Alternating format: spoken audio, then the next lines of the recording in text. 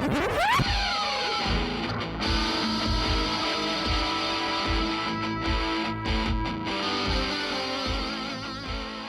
to the Tenant Podcast. I'm Todd Pearson, here with my friend and partner, known to many as quite possibly the most interesting man in the world, the one and only Wes Brown. Hey, Todd, how you doing, buddy? Good, man. Yeah, coming straight from you still from Enchantment Road. The Road of Enchantment, not to be mistaken. Land of Enchantment. Land of Enchantment. Right. But like I said, maybe New Mexico's in my future. I think anybody who be. listened to last week. I think when you do your road trip here in November and you come back through New Mexico, you'll be sold on New Mexico. There we go. There we go. And then you'll be just as far away from me as you are currently, but just south. Right. The weather will be nicer. It will be up nicer. in a few months. Oh my God. Not looking forward to winter. It'll probably be nasty. So a couple of things. We had a big old fire north of Rapid. Did you hear about that? No. I've been off the grid for like 3 days. Yeah. Big old grass fire. Timber fire. I don't think we lost any buildings, thank God. And then South Dakota made big headlines about if you're a billionaire and you want to kind of hide some money into a trust, this is the place to be, because we got really, really tight secretive laws that nobody can find out. So if you're a billionaire and you're listening, first of all, share some money with us and then hide the rest in South Dakota. I'll help. I know a couple lawyers. We can help set it up. So there you go. That's an interesting tidbit. You were talking about it before we got on and started recording, and had no idea. Yeah, there's good for you, South Dakota. Yeah, way to keep on pushing the So it'd just be interesting if it's like drug lords too, because I would imagine they're the ones that want to hide money, and then your occasional Chinese billionaire.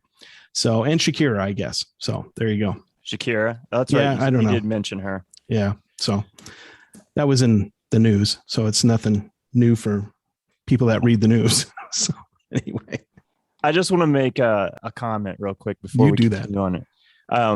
We kind of hammer on your home state a little bit a lot of times, but let's get something straight right now. I love South Dakota. My wife's from South Dakota, so obviously I have a lot of family and then obviously friends in South Dakota, but South Dakota is a fantastic state despite some of the politics. And I know sometimes we get a little political and we hammer on them. South Dakota is a really, really nice state. And there are some great people that come from South Dakota. Yeah, it's great places and great faces and, just like they say. So, yeah, we hammer on it, but I love it here. I was just up at the hills the other day and it takes you 2 minutes to get up there and great fishing and hunting. And yeah, it's a great place to be. So no hurricanes, no big natural disasters, other than if Yellowstone blows, we're toast. But we'll see if the big cauldron blows anytime soon. After last year, it might. So you give me a call if that happens. I will. All right. My last call will be to you. All right. Let's talk some art. We should, but I can hear my wife already complaining. Is that Wes? Why is he calling you? If Yellowstone is blowing up right now, why is he calling you? It's been fun, Todd. That's what I'll be saying. Hey, thanks for hanging in here with us. Thank you for joining us tonight. And remember, you can always find out what we're up to via our social media on Instagram at Tenant Podcast and our Tenant Podcast Facebook page. And of course, you can always find out more information and deep dive into our archives on our website, tenantpodcast.com. All right. Tonight, we're honored to talk with our next guest. He specializes in dimensional fine art photography and uses his own patented process to create his masterpieces. Welcome to the program, Howard Harris. Howard, how are you? Greetings. I'm doing well. In fact, I was just in Santa Fe last week. That's right. I called you up and you were in Santa Fe. How was it? It was wonderful. Weather was great. People were great. Food's great. And I took the wrong turn and it took me 8 hours to drive back to Denver. But other than that, it was fine. So did you see something you'd never seen before? Well, I saw it a long time ago. I saw the Royal Gorge and all those crazy little shacks that are still hippiedom, if you will, in the middle of nowhere, living off the grid, except for a couple that I saw some lines going to. But that was interesting. Yeah. Oh, I just love Santa Fe. It's a great place to go visit and hang out, and wish I could afford to live there. That's a beautiful place, though. It is. It is. Look, I was there for my cousin's 100th birthday party. Wow. Wow is right. That's one you don't miss. Right. That's awesome. Well, that was great. Also had a great time talking to some of the galleries that I was once in Santa Fe. Very interesting. Their art scene is coming back somewhat. It's kind of spotty, but it's nice to know that people are actually going to galleries again and moving around. But New Mexico makes it really easy on them. I've never seen so many masks in any one place, including Denver. So congratulations, New Mexico, for doing what you can do to keep everyone safe and the art economy moving. Yeah, when I went through New Mexico my daughter lives in Arizona, so I drove through Farmington, New Mexico, and we spent the night there. And it was August of last year, so they had it pretty well tightened down. And we were able to get something to eat. We sat outside, but yeah, everybody was masked up. The cleaning people were cleaning rooms. They had seals on the door. They really went the extra mile. So yeah, that was good. It was heartening to see that. I wish the rest of the country took their lead. Yeah, right. It would be nice if there was some kind of an overall sense of doing the right thing in all places that you go.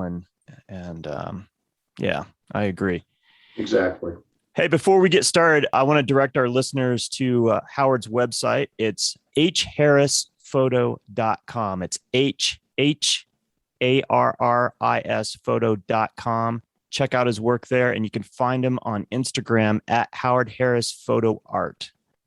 So as you're listening, you can scroll down and check out some of his work and images. Howard, where does this journey with art begin for you? At what age did you really decide that you wanted to be an artist or that you wanted to engage with art? Well, it was very early on, somewhere around 9 or 10 years old, if you will. I started thinking that art was something that I wanted to do.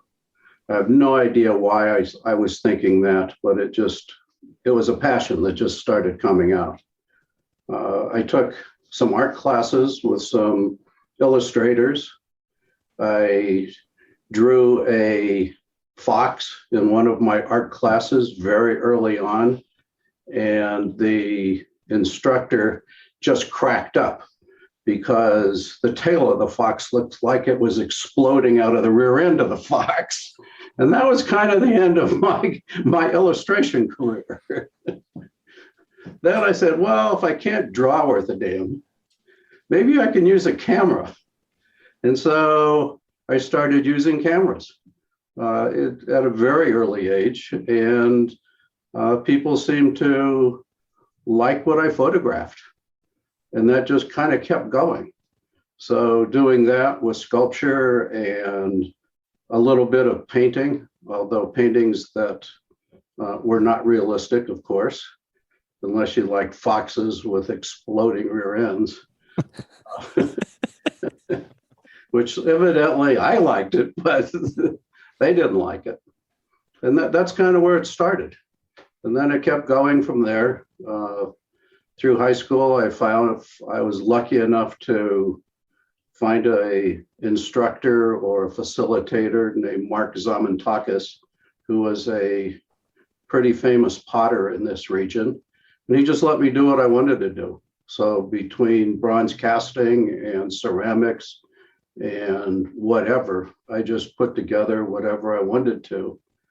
And that led to me going to art school. So Kansas City Art Institute was my destination above a lot of other schools. A disclaimer, though, I happen to be a trustee on their board right now at the Kansas City Art Institute, so I will fearlessly plug that school.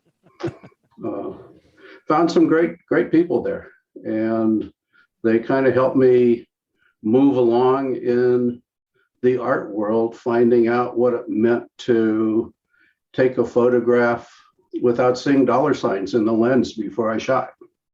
And that was kind of interesting. That was a big change for me. And that's sort of where it happened. It kept going. I then moved to get my master's degree at Pratt Institute in marketing and design.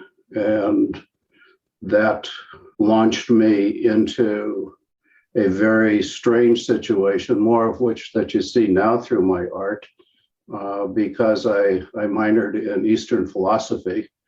And that really twisted me around because I was totally a Westernized Newtonian logic type of person. And that moved me towards a more of an Eastern point of view. I won't say philosophies because there's a bajillion of them. And meeting with a number of physicists in New York, I started looking into or studying chaos theory and quantum physics. And that absolutely twisted my brain to the point where it was almost ready to explode.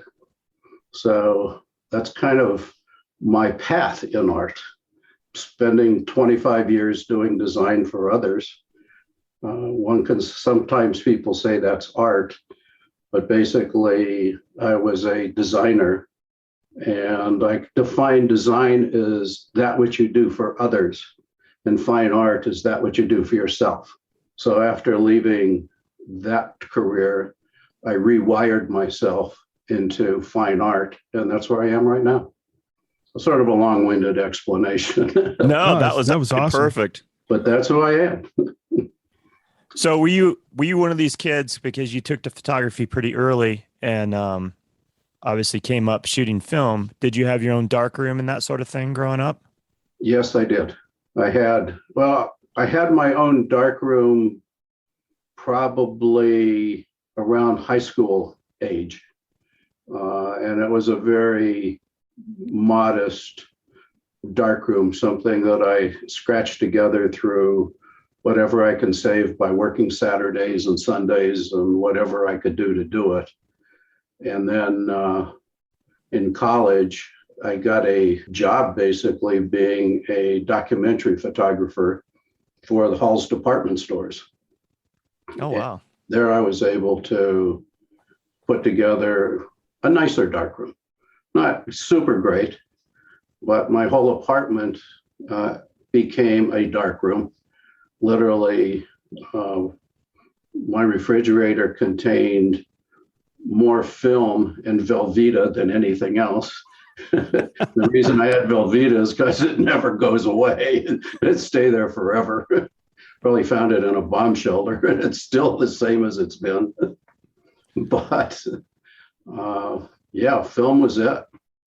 I was developing like 36 rolls at a time in my canisters with chemistry. So, I mean, it was some serious stuff. It helped put me through college. Let's put it that way. Yeah.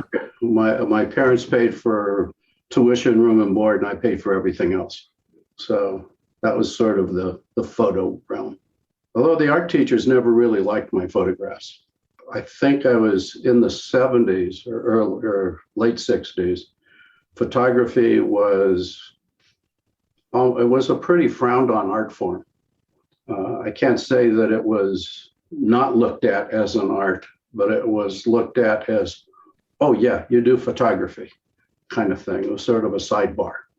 Unlike the foxtail, that didn't dissuade me from keeping up photography. I went on from there through graduate school and the like. And then when digital cameras came around and my darkroom became my computer, that was like nirvana. I mean, oh my God, look what I can do. So, and that was a lot of fun. So, do you ever miss shooting film?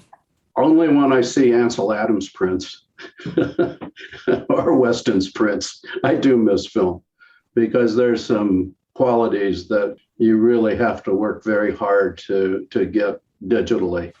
But other than that, no, I don't.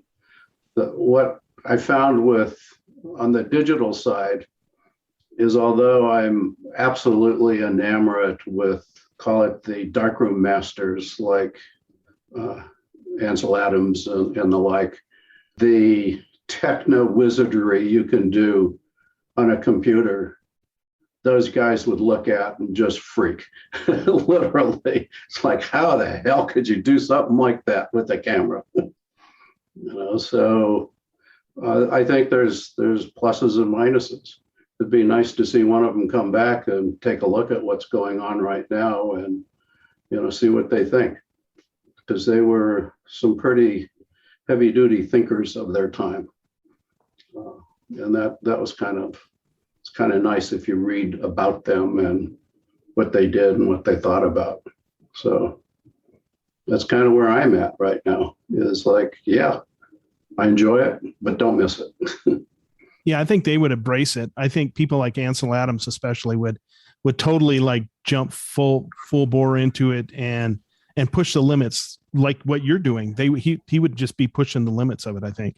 Without a doubt, especially on his architectural photography. It'd probably just blow his mind doing it. Yeah. That's where he really shined, was in the darkroom and creating, prints. Well, he shined in everything. I mean, he had a great eye for composition. He knew how to manipulate the camera ahead of time, and then his post-production stuff was amazing. His post-production was absolutely amazing, and his tenacity with a camera, schlepping it all over the place to do what he did, is just boggles my mind. I mean, I guess we're the weak generation where I need a Sherpa to do what he did. I don't think I could take it. Especially Weston, what he did in the mountains. I mean, whoa. Yeah, I love his stuff too. His stuff is amazing. Yeah, very much so. So obviously, like those two guys, who are some of your other favorite photographers? My favorite photographers are generally the ones I see at the time. I mean, there's all the big names that everybody knows. I like them. I'm enamored with them. I think they do great work. There's some, like a Diane Arbus and whatever, that somehow shines beyond the image itself. But I can't say that I really love a lot of photographers, mainly because I enjoy what they do and I enjoy the images, and I'm not knocking them by any stretch of the imagination. I think they're fantastic. From wildlife photographers, like a current John Fielder, who does a lot of Colorado. I mean, it's just fantastic photography, fantastic, compositions and the like. But to single a bunch of them out, often to a lot of people, means that I want to emulate them, or I want to be just like them. And early on, when I rewired myself after being a designer, I decided, gee, the world needs another photographer like they need another left arm. And I said, okay, so what the hell am I going to do? I'm not going to outshoot, these dozens of photographers that, I drool over all the time, from the ones you see in National Geographic to the ones that you see in the birding magazines and the like. I mean, my God, how can you do any better? I could do the same, and I can do things maybe a little differently, but, I'm not going to out photography them, and I'm not going to outshoot those guys. What I needed to do is to find a path that uses the technologies available to try to describe an image that in my brain or what I see. Because just a small part of what you look at through your eyes is there. The bigger part of what you see is in your brain. And what you see behind your eyes is often far more important than what you see with your eyes. And that's where I tried to focus. It's a weird word I hate to use now. Focus on the creations that I tried to make, like the one behind me. If I was to tell you that the base image for this was a large yucca plant that I photographed in Santa Fe, would you believe it? No. It was. Basically, it was. So that's how I viewed the yucca, is this kind of, hyperspace, plant that kind of drew you in. And, if you shook around in it a lot, it'd probably cut the hell out of you. But that's what I saw. That's what I felt. That's what I felt beyond the vision of the yucca plant. And I'll move a little bit. These are the prawns of the yuccas that you see coming through. I know that doesn't work too well on radio, but that's the yucca plant. Yeah. I can see it now that you pointed out, but all the different colors and everything, that's on top of it, or, part of it is so, it's so digital, and it really has a digital feel to it. So it's really, really cool. And you are doing stuff that I've never seen before. And I look at a lot of art, I look at a lot of photography, but your stuff is completely unique from anybody else I've seen. Well, the good news is I get that comment an awful lot. The bad news is I ain't going to buy that crap because I've never seen it before. So, one hand giveth and the other hand rips it away, so to speak.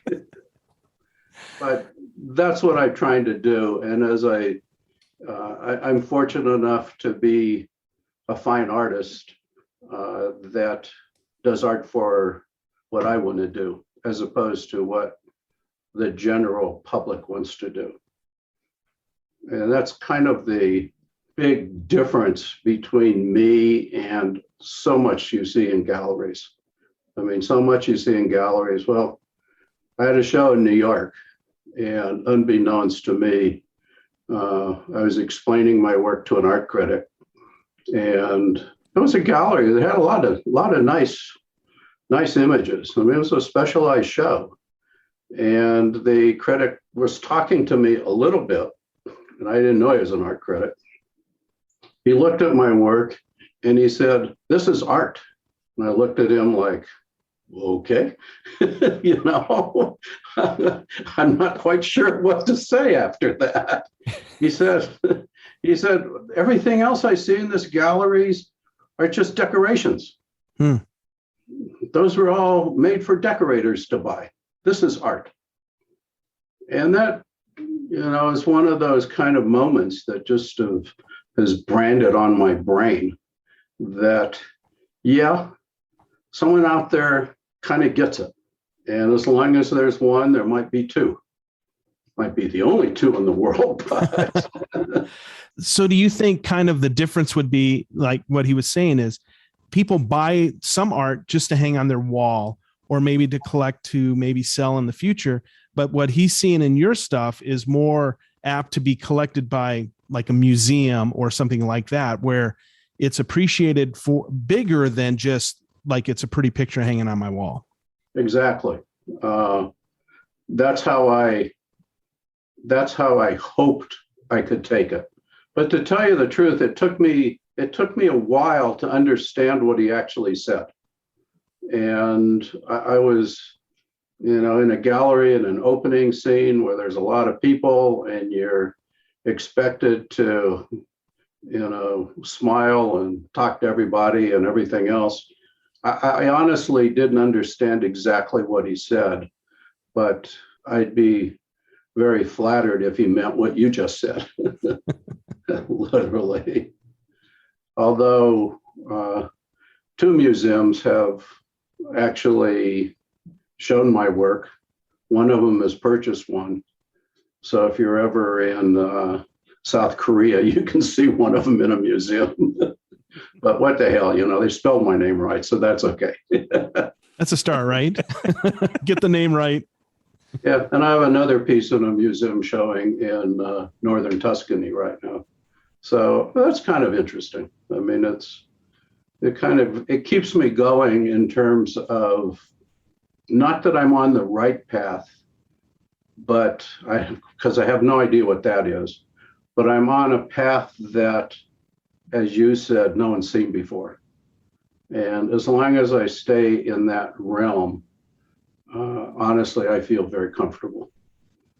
So doesn't mean I'll do the same thing all the time, but I will feel good about what I'm producing.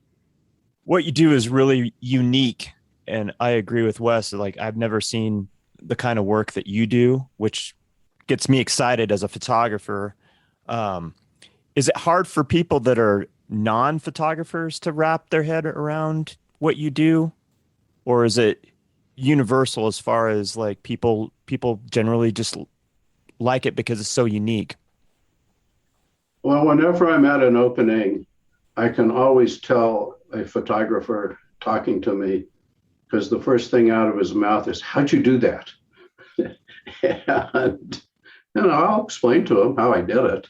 I don't think they quite understand, but they walk away saying, "Oh," type of thing.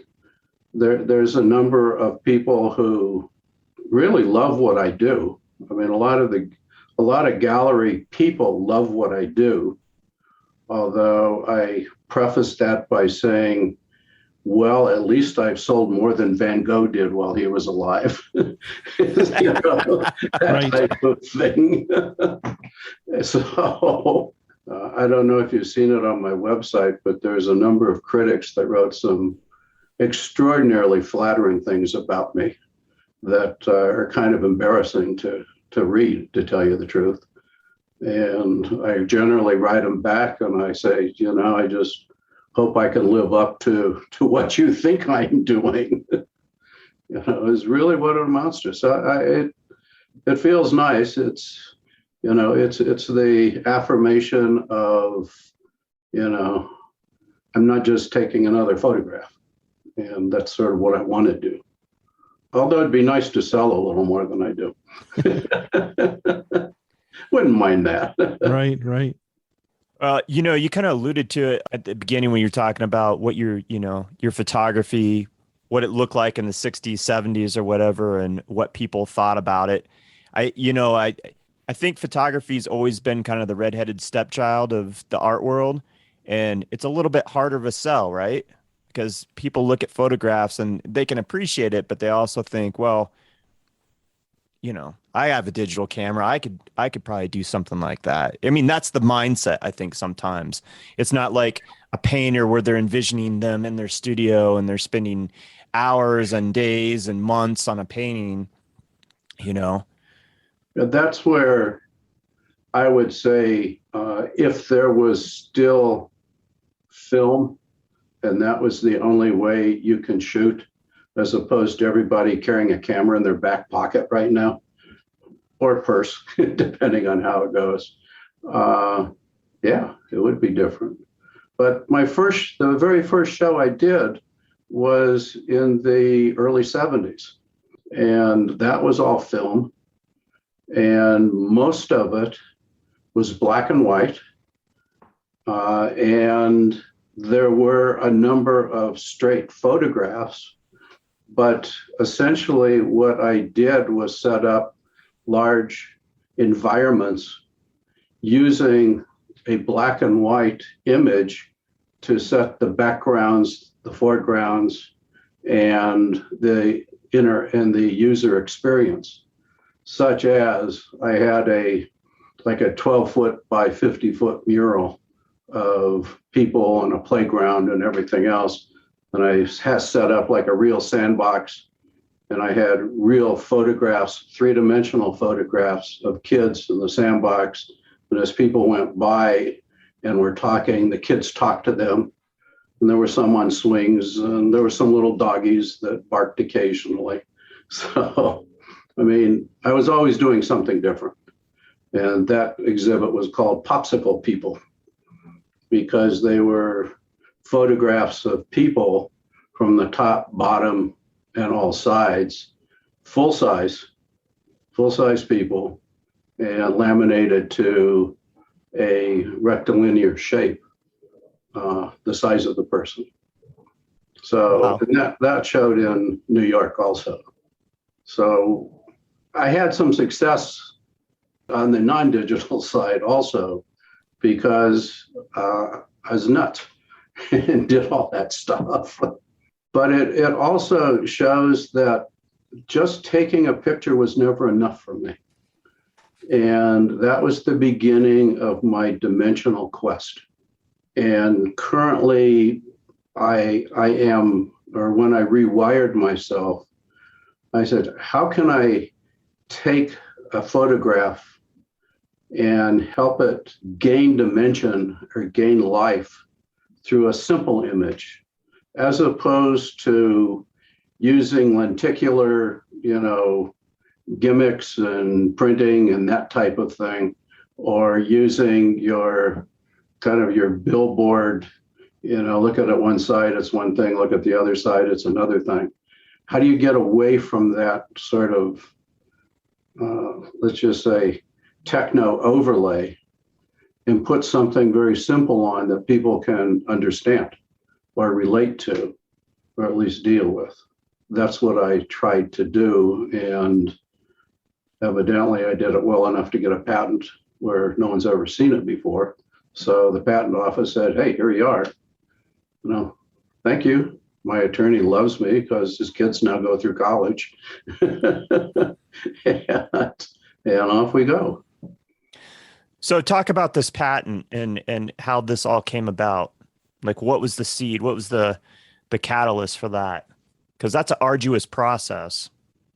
Very arduous. In fact, I've already gone through the patent process once, not through photography, but when I was a designer, I did display work, and I went through a whole patent process to get a little take one box patented. I did that because somebody was suing me because they thought I was infringing on their patents. So I said, okay, I'll show you. This is something different. The patent office was the judge. So I knew it was an arduous process, but I did an art show or a festival type show. It was the Cherry Creek Arts Festival. And a whole bunch of attorneys just kept coming up to me and telling me, they've never seen anything like this. I should patent it. This is amazing. You should patent it. You should patent it. So I said, okay, I'll check it out. And I did. And it was fairly straightforward process in the beginning. And then the patent officer, because it's art, which is something they really don't patent, had bajillions of questions and bajillions of hours and bajillions of dollars later, all the questions were answered, and presto, there's a patent. It was about a 3-4 year process. So it's not for the faint of heart, nor is it for someone who doesn't want to jump into a money pit, basically, to get it. Because attorneys, I wish, worked like artists. They don't. They seem to have a ticker every time you call them. Bam, here's the clock running. Yep. But it was nice. It's a nice little marketing shtick that I've got. It's kept a lot of people away from it. I'd say as much because they can't figure out how the hell it's being done, as opposed to, gee, here's a piece of plexiglass, I'm going to put an image on it, and then I'm going to put an image under it. There's a lot of that kind of stuff out there. Maybe not a lot, but that is out there. Yeah. But working with the concept of human vision, particularly parallax, and working on the, I'll use the word algorithm, but that's really too big of a word in terms of the spacing and the size and the positive negatives that I achieve, is really where people have tried and just, they don't understand it, because it is based in pure physics. And I wish I could say I didn't quite understand it. I really don't, but I know how to manipulate it.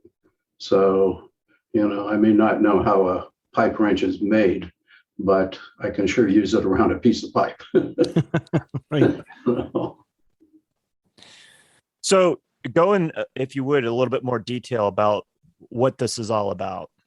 Well, the patent, most of the images I produce have a singular aluminum surface. Then what I do is, as part of the patent, is the process of taking that image that's on the surface, altering that image, again, part of the process patent, and then the exact spacing between the, let's say, the acrylic image, where the acrylic is actually printed directly by a inkjet printer on the backside of the acrylic, and using standoffs shows itself. You see that before you see the image. And then where it gets a little bit complex is when you're looking at the image, you're actually looking, depending on the type of piece that I do, I'll just keep it easy with aluminum. You're actually looking through the clear piece of acrylic, the image on the acrylic, the coating on the aluminum, and then the sublimated print underneath it. So you've actually got 4 lenses that you're looking through that's changing what your eye sees. And how you manipulate that together to create dimension is basically what the patent is about. So, yay, everyone goes to sleep now. No. So the effect that it has when you view one of these images, it changes the way it looks, the perspective of it as you move around it. As you walk by, it's I can't say it's completely different, but if you're walking by, let's just say, a flower in a garden, the view you have of that flower changes as you walk by. It's the same thing that happens on my prints. As you walk by, it changes. As the lighting, let's say if you've got perfect gallery lighting, it looks different than if you put it in your home and you have variable lighting situations.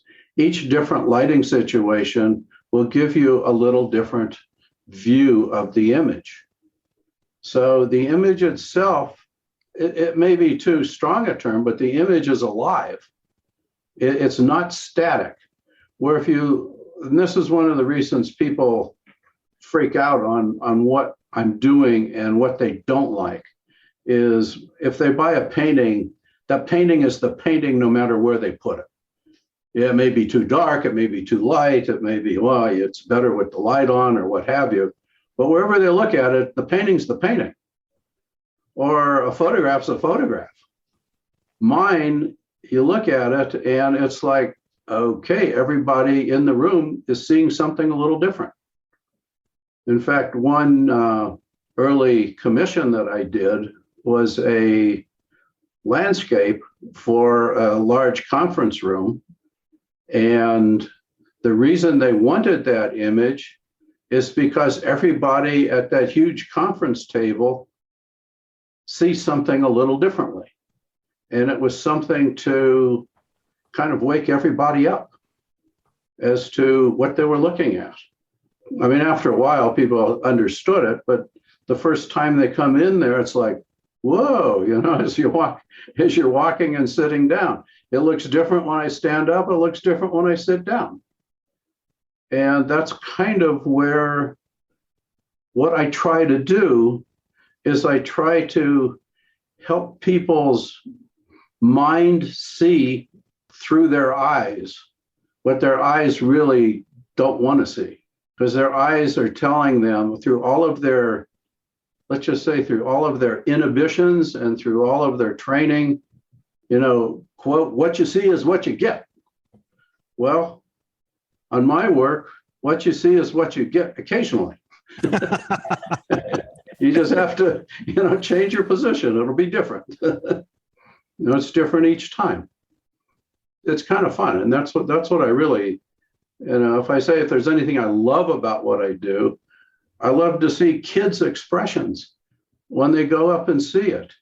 It's this kind of polymorphous perversity of youth that is so invigorating to me, because they don't have all the inhibitions that adults do.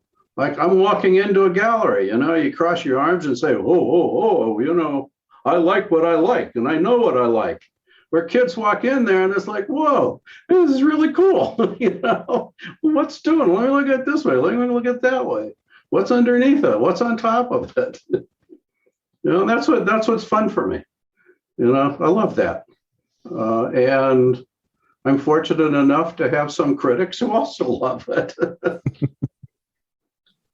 But unlike some people that we both know, people don't buy it as well as his stuff. Because they don't understand it, and it scares them. At least that's my thoughts. And talking to some that have made those decisions, I've asked them fairly deep. They say, well, they kind of get to, I want to see what I want to see when I want to see it. And say, okay, that's cool. I wish I was, that way. But if there was just a single image, they would see it. And because of my imagery, I've actually, for a number of years, I never produced an image without a acrylic overlay. Over the last few months, I've been also producing images without the acrylic overlay, for the reason that not every image I can make work. Literally. I mean, it's almost like a bronze sculptor. It cost me a fortune to look at something and look at it and say, that sucks, which leads me to my, people ask me, well, who's your biggest patron? Who's your biggest art collector? And I tell them, well, it's real easy. It's my trash man. He's got more of my work than anybody. So do you have a pretty good idea, now that you've been doing it a while, an image that's going to work really well? Or are you always kind of surprised whether it works or whether it doesn't work? Some surprise the hell out of me that they actually work. I gotta admit that. Some I have a fairly good idea of whether it will or it won't work. But honestly, I'm always surprised at, more so the ones that don't work, because there's about $800-900 down the drain to find out they don't work. Yeah. I mean, but it happens.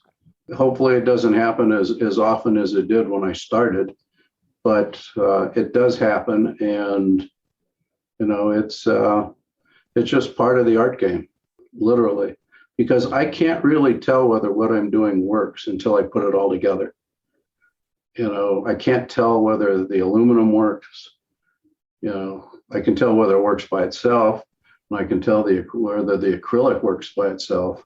But once you put them together, it's a whole different story. And yes, I've been surprised that some I really thought would work well turned out horrible, and some that I thought were kind of so-so going into it, I put it together and I basically snapped my head back and said, wow, did I do that? That kind of thing. That's kind of the fun of it too. It kind of keeps me guessing, keeps me going. Yeah. And dealing with all this technology is daunting in itself. because, I wish I could say I use it right all the time. I don't. I use what I think is right, but occasionally it bites me. Sometimes too occasionally, but it does. Same thing as a person in a darkroom would do, who ruins a print, or leaves it in the bath too long, or fix too long, or, burns it, or, tries a dodge and it doesn't work. And they go through 100 sheets of paper and say, whoa, I still can't make this thing work. It's the same type of thing, but different technologies. But it's not as easy, I suppose, like if it comes out and it doesn't look right to you, it's not just a simple tweak of the acrylic or the tin, right? Sometimes it is. Okay. And sometimes on some that I'm not sure of, I'll maybe do 2 or 3 acrylics at the same time. The base image is pretty well set for the most part. It's the acrylics that drive me cuckoo. And sometimes I'll do 2 or 3 and, hopefully one of them works. Sometimes none of them work, and then, yes, I could tweak them more, but sometimes it's just like, sort of what's the point? Is it really going to say more about the image I'm trying to convey than the plain image would alone? And if it doesn't add something to the experience of the image, then it doesn't work. Yeah. It may look okay, but it doesn't work as far as I'm concerned. And I feel fortunate that I can, not put out work that doesn't work for me. I'm making the value judgment, and it's hard. It's hard. I mean, because as almost every photographer or artist can tell you, you spend hours and hours on a piece. You finally look at it when it's finished, and it becomes, well, this is nice refrigerator art, but that's about all it's good for. It hurts. Yeah. I love how you're pushing the envelope and experimenting all the time. Where you're at right now with this whole process, how long of a time did it take you to kind of develop into where you're at now? It basically took me about 2 solid years of crazy experimenting to get where I am right now. I can't say I'm not experimenting, but instead of using like a huge Epson printer with that takes rolls, and I can print on a polyester film to give me kind of sort of what I'm looking for, to see what I'm doing, or to see if the equations are working or if the sizes are working. Sometimes, and I built frames with in different positions where I can kind of sandwich the frame between glass or acrylic or whatever, depending on the size I was doing. But it took 2 years of constant experimentation to kind of get to where I am with the patent. And I still experiment quite a bit, but I'm using more of the finished materials for the experimentation, hoping that some of them will work, rather than using the smaller images and the smaller printers to do it, because I can't get the precision I need without very complicated, production equipment. And that's what I have to use. Like, to do a sublimation print is quite an accomplishment on its own, where you just don't do that at home. Not often. I mean, you might be able to try to do it, but you can't get the type of quality of print that you see in the fine art side at home. And one of the reasons I do know that is 25 years ago, I was working with sublimation. is doing more sublimation on fabric and printing sublimation images for manufacturers like ski parkas and running shorts and all that kind of stuff. Experimenting with sublimation early on, and then going to the Rochester Institute of Technology's research labs and working with their people on researching sublimation. Well, this was, like 25 years ago or so. So I kind of know what it's about, and it's easier for me to make changes. In fact, the sublimation printer I was using, they had to show them some of the tricks of what sublimation does and what it doesn't do. Now, thank goodness they're showing me the tricks because they've been doing it long enough. So, because if you're in color, you're working with specific color gambits. And if you don't understand that, you're going to be really disappointed with sublimation because it doesn't act like a quote type C print or something like that. Works very differently. Given that and a couple of bucks, I can buy a Coke in some hotel someplace. So, we've talked to Topher, and he does sublimation prints, large prints. And I don't want to, feel free not to answer this, but do you use like one sublimator, or do you use a number of companies? And could you mention who they are, or is that something that you keep close to your chest? No, I use one. I use Reed in Denver. Oh. And basically I've been using those guys for, probably 30, 35 years. They started off with film and retouching and everything. And in my previous life, I had a marketing, design, and printing company. And so they did a lot of work for us then. And Bob Reed was, just one of those people that kept pushing the envelope, and we kept using him. And, I use him. Topher uses a couple of groups. I've never tried them, but they do terrific work also. One of the reasons Topher uses, I think it's just the place in San Francisco, which I don't know the name, is because they can do a larger print than Reed can by about, I think, 6 inches to a foot. And I don't generally do them that large because, as Topher said, why don't you do them that large? I said, because it's a pain in the ass to ship them. Just being pragmatic, right? Just being pragmatic. Absolutely.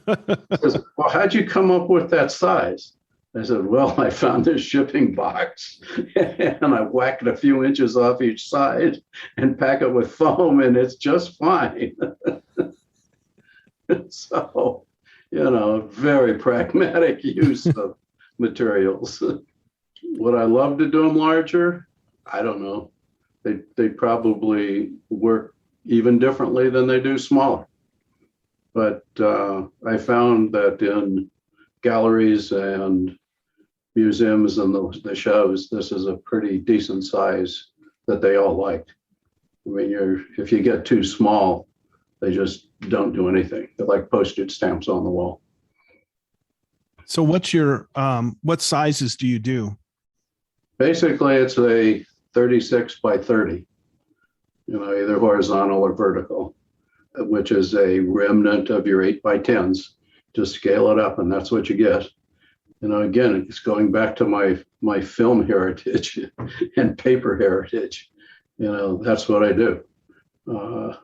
Your 6 by 9 type of formats, I use occasionally.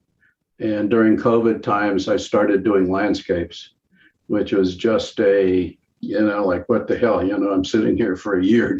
I got to do something. So going through my work, and that shape, which is pretty close to what Topher's using, works better on your large, expansive landscapes. So I do those. Although they're a real pain to ship, but I do those also. I think the ones I'm doing are like 48 inches by 27 inches. And that the gallery seemed to like that size. When you go out and shoot images, do you have in mind how you're going to work with that image as you're shooting it, or beforehand, depending on what your subject matter is? If you're going to end up trying to do the acrylic thing, do you have that already kind of in your head? Or is that something that happens after the fact, after you go out and you shoot whatever it is that you're going to shoot and then start manipulating it in the computer? It's always in my head, literally. And that doesn't mean I don't take snapshots for the sake of snapshots. I mean, there's a lot of moments that are literally just snapshots. But when there's images that I feel start talking to me, that's when I look at them through, sort of the lens of my mind as opposed to my eye. And a lot of those, I like traveling, and traveling through Tuscany was an interesting adventure, where I did one landscape that sort of was reminiscent of a Monet. And that was in one of the shows that Topher and I was in. And when I shot that, that's exactly what I was thinking, which was interesting, because I don't go out and say, hey, I want to go shoot a Monet, or I want to go to some bar and do a Lautrec, or, see some ballerina and, do someone else. It just, the images talk to you. I know you're photographers, and, sometimes they just talk to you. And that's when it's kind of nirvana. Now, what's really sucks is when they talk to you and you bring them home and they don't talk back. I got a lot of those, by the way. Or you bring them home and they say, whoa, what were you thinking? Or what were you smoking? I don't know. It's that kind of situation that is like, okay, let's move on. So yeah, I do and I don't. I wish I could answer it more directly, but it isn't like, I put my beret on and, go out and say, I'm an artist today, so this is what I'm shooting. I just don't do that. But you kind of have like maybe some moment at home or wherever, maybe in a bar, and go, oh, here's an interesting idea. I remember this place that I've been to, and I want to shoot this, and I think it's going to have this effect when I'm done. Absolutely. Yeah. Absolutely. Conceptual thinking, or photography, or whatever. You're coming up with the concept before you actually even take your camera. Absolutely. Yeah. Absolutely. And I'm a gallery freak. I go to almost every gallery there is in every city I go to. I go to museums wherever I can see them, art museums. And I find so much inspiration in just seeing different points of view of different things. It's just amazing, because sort of the only point of view that isn't valid is one that never changes. And that, to me anyway, and that's what I love. I mean, going through the, museums in Spain or Paris or, anywhere in these little towns, when people freak out because I said that there isn't a church in Rome that I haven't been in, just to see that masterpiece in the corner someplace, that's got 3 inches of dust on it. No one recognizes it, but it's there, and that's the way it is in a lot of cities, from, Prague to, Florence to what have you, to even the United States. Not quite as much art in the churches here, but there's some pretty nice ones. But yeah, I do go out and say, well, can I do a Gauguin, or can I take a, Mondrian or something like that? Or, gee, well, some of the pieces you've seen, what if I, put a Paul Klee filter in my head? Would I actually see anything? That doesn't happen as often as just being excited by the images of life, the images around me. That's the most exciting thing. The rest is, kind of happenstance, or me trying to disappoint myself by trying to replicate one of those guys, that type of thing. But, I'd love to go out and say, this is what I'm going to do. And I wish I was good enough to do that, but I'm not. I just have to live within my skin and my brain, and listen to my daughter ask me what the hell I've been smoking when she sees some of my stuff. That's awesome. But those are kind of that's the fun of it, is the mystery of the image. My wife's a pastel painter, and watching her agonize over working with pure color, her canvases, whatever the materials happen to be, and how she agonizes over it. She'll take days to weeks to months to finish one of them, where, I can do 4 or 5 different variations in the matter of an hour or two. Sometimes it really pisses her off, but, when she makes a mistake, it's all over. When I make a mistake, it's called delete. Delete that layer.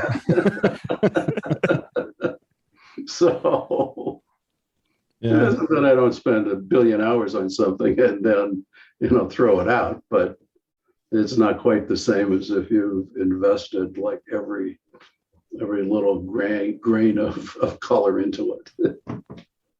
With the advent or the popularity of using raw files has helped a whole lot, because as you can see behind me, a lot of the colors and the pieces have come out of the raw file as filtering for specific colors and specific filters to isolate, what's in the colors that are in the image that your eye really doesn't see, because your eye sees a blend of everything. It's just, sometimes I feel like, I'm the blind man looking at an elephant. If you touch his trunk, you think it's one thing. You touch its tail, you think it's another thing. That's kind of like raw files. There's so much in there that goes unnoticed and untouched by most that is just remarkable. And you can really mess it up fast, but it works. It's really nice. The beauty about the raw file is that you can process it out in a million different ways and do all that experimentation, and it's no big deal, right? So exactly. The flip side of that is it can sometimes be, at least for me, it can be a little overwhelming, having all these different, variations and stuff. I've gotten better over time as far as like kind of honing in on what I'm trying to get out of that image. But with all the software that we have available to us now and all the things you can do with it, sometimes I find that daunting. Yeah. It is very daunting. I happen to love it until my machine crashes, or the program is supposed to do something that it won't do, or you sit there waiting, 10 minutes for it to process, and all of a sudden it goes, there's nothing there. It's those are the things that drive me nuts. I'm sure there's a lot of the Adobes and call it the software vendors that are sick and tired of hearing me talk to them, because when I push this, I push it beyond what a lot of programs are really meant to do. And they can do it, and they say they can do it, but they say, well, no one ever does that. I say, well, guess who it is? I'm doing it, and it doesn't work. It's that kind of thing. Mm-hmm. That's really frustrating. Yeah, I bet.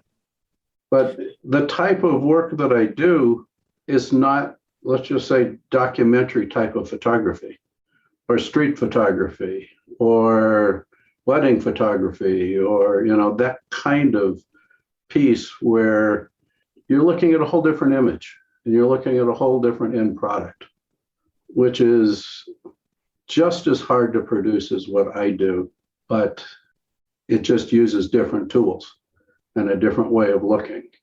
There's no better or worse or value judgment. It's just different. And when you say you're daunted by what raw files do, sure, because instead of having a darkroom where you have 21 different filters you can use and that's it, and 3 different papers, you now have, thousands of different filters, so to speak, that you can use. And you got as much paper as you want because you can make it do almost anything. The problem people have that I've seen, and I've helped a lot of people with this, is they're not really sure what they want. But it's kind of like walking into a gallery. They know what they like when they see it. It's how the hell you get there. And that's where you'll find some of your online tutors that seem to have all the answers. They will give you their answers and they'll show you what they do. And if you want to mimic what they do, that's fine. And for someone just starting out, that's probably a terrific way to start. I mean, it's how most painters start. Find a master and emulate the master. And once you figure out how they're doing it or what they're doing it, go off on your own. So that's kind of the difference between what I do and what others in the photo business does. Sometimes I wonder when I see animal photography, I see something in a magazine or something in, a National Geographic gallery in New York. I look at it and I say, how the hell did they do that?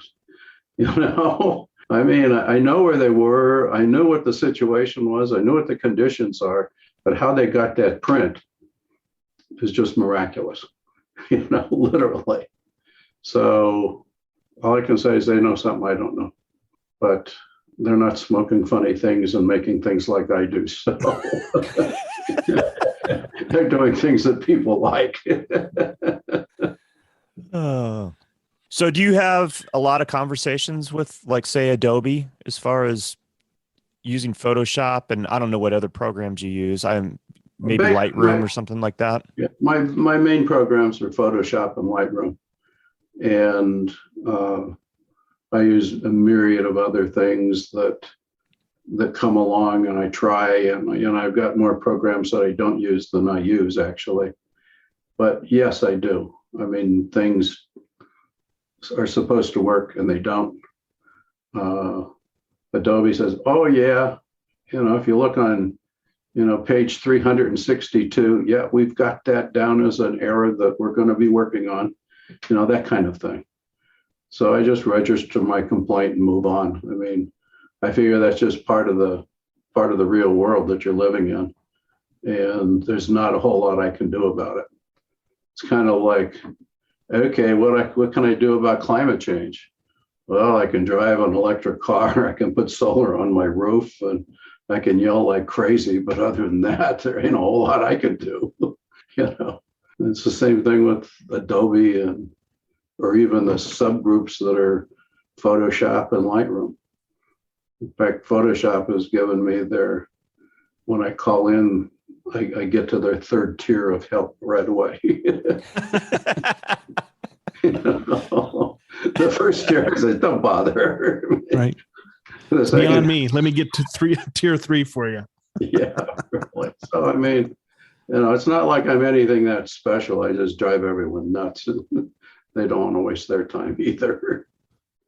Well, you're doing things that they're not used to. You're doing things differently than what the traditional photographer's doing. So, exactly. And I'm not really doing what they know how to do. Right. I'm just using their tool to do what I do. Right. I mean, in all honesty, some of the things that they do, I don't know how to do it, in all honesty. But I use it. I used to have a guy who worked for me who all he did was Photoshop. And I used to use him as my instructor. I said, I know you can do it, but show me how to do it. So he says, well, how were you doing it before?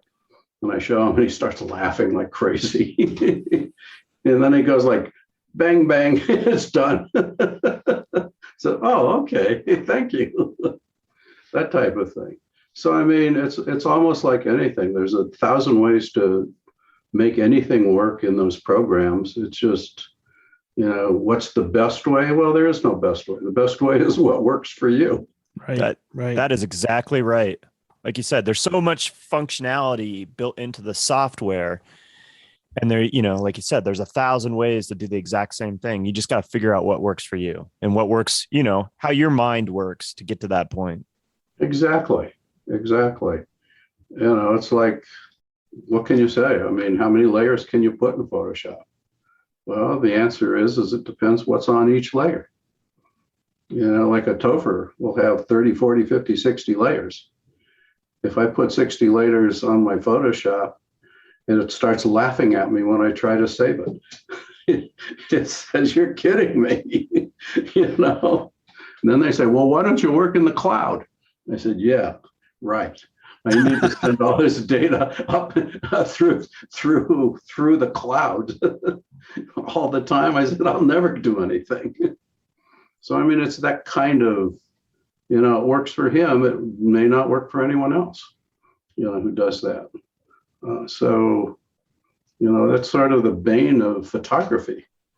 The best picture you can take is the one you do take, is literally. I mean, and it's almost like fishermen too. I wish I was there to take that shot. It's that kind of thing. So, it's the same thing with Photoshop and all of those other programs. You just kind of learn to live with what you can do and what you can't do, as opposed to beating yourself up and saying, I'm not going to do anything till it does what it should do. I think we'd all be somewhere else if that's what we waited for. Right. So how big are your files when you're done with an image? Pretty massive? Yeah. They're big enough where Photoshop won't save them. Okay. They say you need smaller files. So particularly in the 30 by 36 inch photos, if I have more than a couple of layers, depending on the image, of course, the file won't save. Wow. So I've got to work in like a 20 by 24 or smaller to get the image where I want. And then when I'm ready to print that size, basically just take one of the layers or two of the layers and print it. But yeah, they're huge files. Wow. That's a killer. That's really a killer to work with. I mean, I use Dell computers, and when the Dell service guys look at my stuff, they say, holy shit. You've got a lot of storage on this. And I've never seen a computer with that much processor. So I mean, you just do as much as you can. And you just load it as much as you can until the world straightens out. I guess if I didn't start in DOS and the like, I might be in the Apple arena, where most of the fine art and most photographers are, but I don't think in those terms. I think more in the DOS terms, if you will. Shows you how much I'm dated. Well, it's what you know, right? And what you feel comfortable with. And if it works for you, then who cares?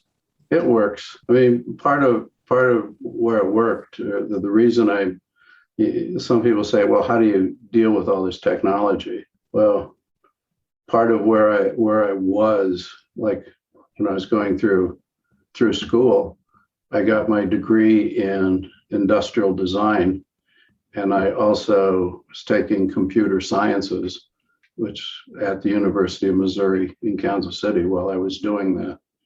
So I was doing that and the economics classes. So I mixed a lot of those together, and my thesis at Pratt was designers using computers, computer-assisted design, because some of the pieces I did were, I don't know, I guess I'm probably a little older than you are, but if you remember like the old crazy 3D visions of helicopters flying through cities, well, I did a lot of those things.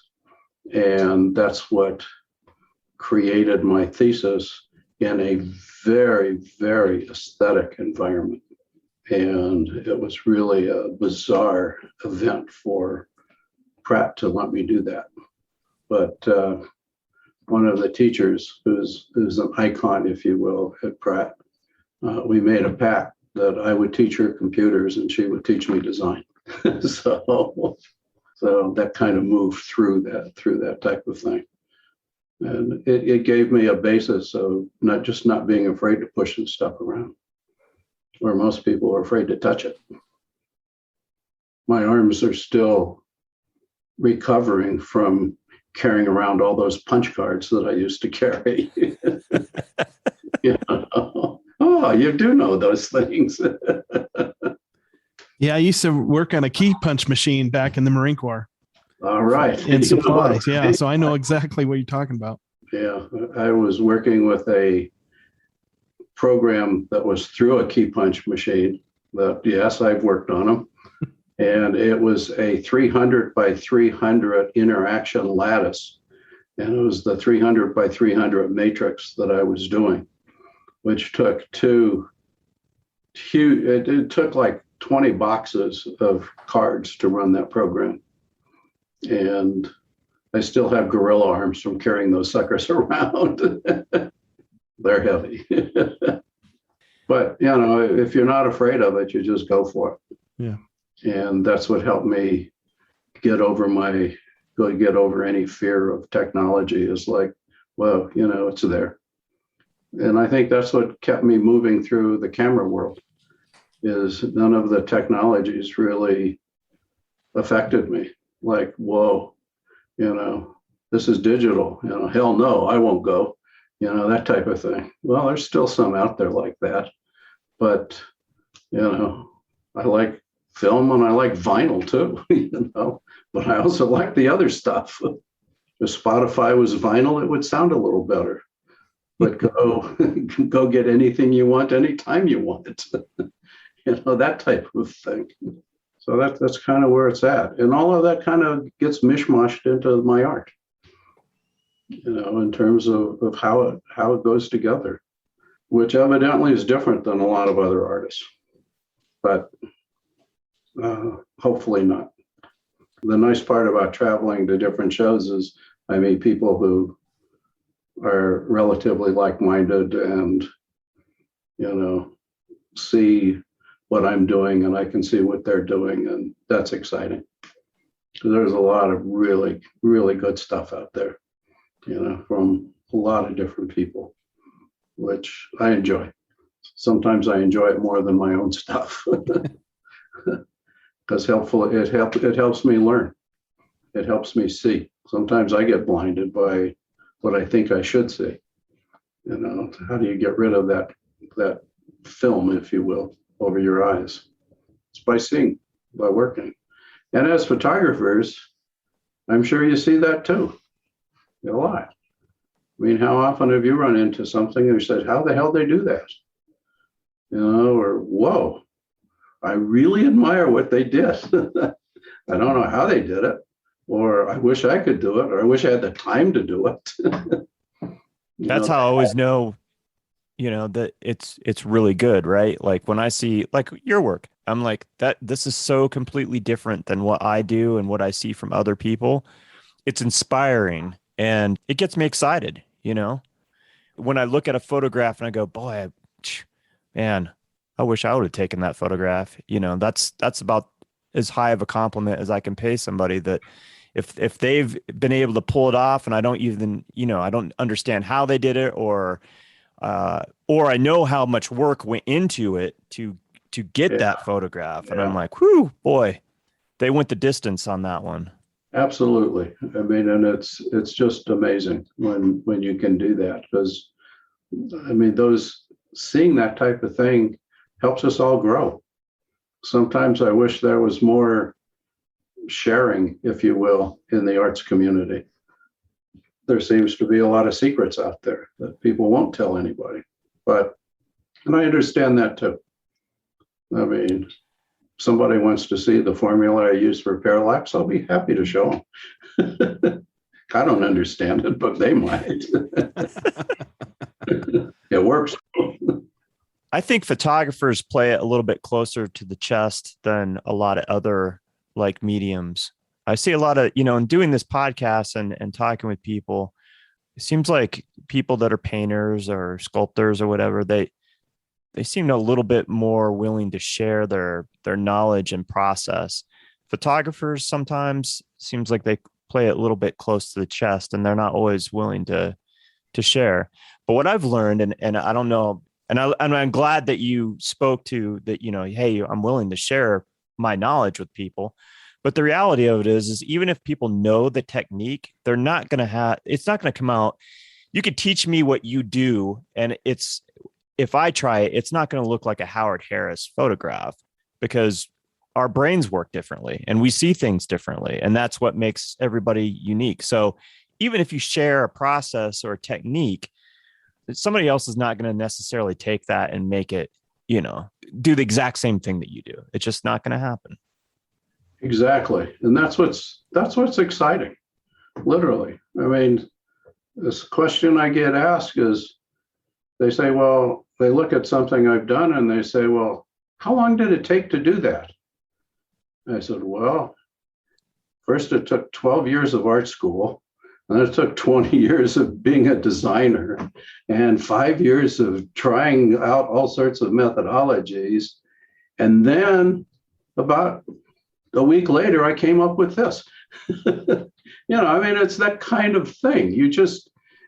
As a photographer, you bring your entire experience with you. Like, sometimes I get enamored with street photographers. I mean, we're all walking the streets all the time and we all see people all the time. How can this one street photographer capture like the moments that they capture that, honest to God, I just don't see? It's just kind of really bizarre, but I just don't see it. And they could probably be walking right next to me, and they'd be shooting and I'd be shooting, and their stuff would be like jaw-dropping and mine would be like, oh, that's cool. Aunt Janet just took these pictures, for their kid's birthday, that type of thing. So, yeah, you're right. Everything is rolled up into one when you do these images. And photographers, I think, kind of sometimes sell themselves short, especially if they're in kind of the, what some people call mundane, like wedding photographs and that kind of stuff. Yeah, there's a lot of rope to it and there's a lot of stuff, but there's an awful lot of vision and a lot of what the photographer's bringing to those images that most people don't understand, because they don't see a lot of it. They don't see really what the bad stuff is. And if you've ever done wedding stuff, you know that one is capable of producing a lot of really nasty stuff and a lot of good stuff too.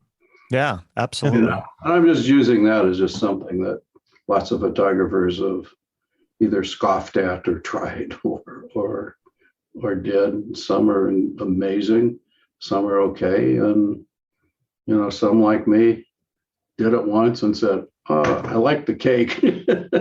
That was about it. Literally. That's the photo trick. Another issue that I have with the world is most of the world doesn't view what I do as photography. They view it as something they've, as you say, never seen before. So there's no explanation for it. There's no simple pigeonhole they put it in. And then I lay the term Techspressionism on them, and they absolutely glaze over. And they say, whoa, what's that? And basically, I mean, very simplistically, Techspressionism uses technology to explain the artist's emotion or feelings, or the image feelings or emotion. Well, that they kind of understand, but they've never heard of it before. So, like, what is this? And until maybe photographers, I think more so than almost any, latch on to something that sounds more like, that sounds different than what everybody carries in their back pocket.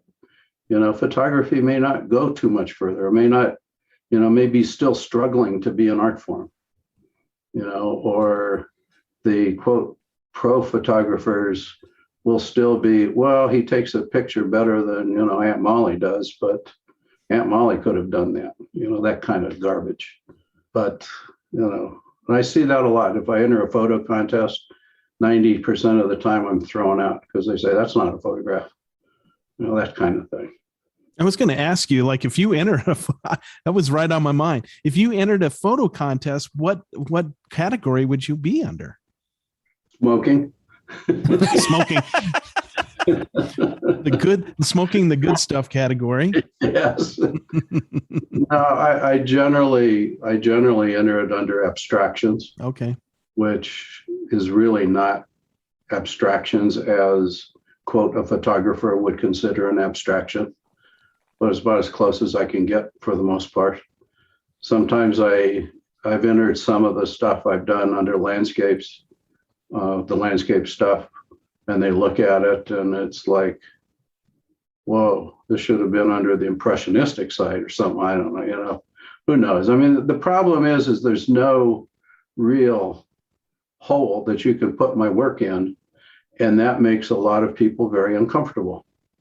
And it bothers me because I keep saying I'm a photographer, which I am, because everything I start with is a base photo, literally, and I still consider myself a photographer. I just happen to use a lot of crazy, quote, darkroom techniques to do what I do. And that's not understood by, I'd say, most people, or even most photographers. They'll look at mine and say, oh, that's just digital art.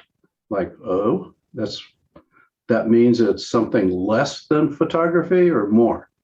They look at me like, why are you asking me that? I won't answer you, that type of thing.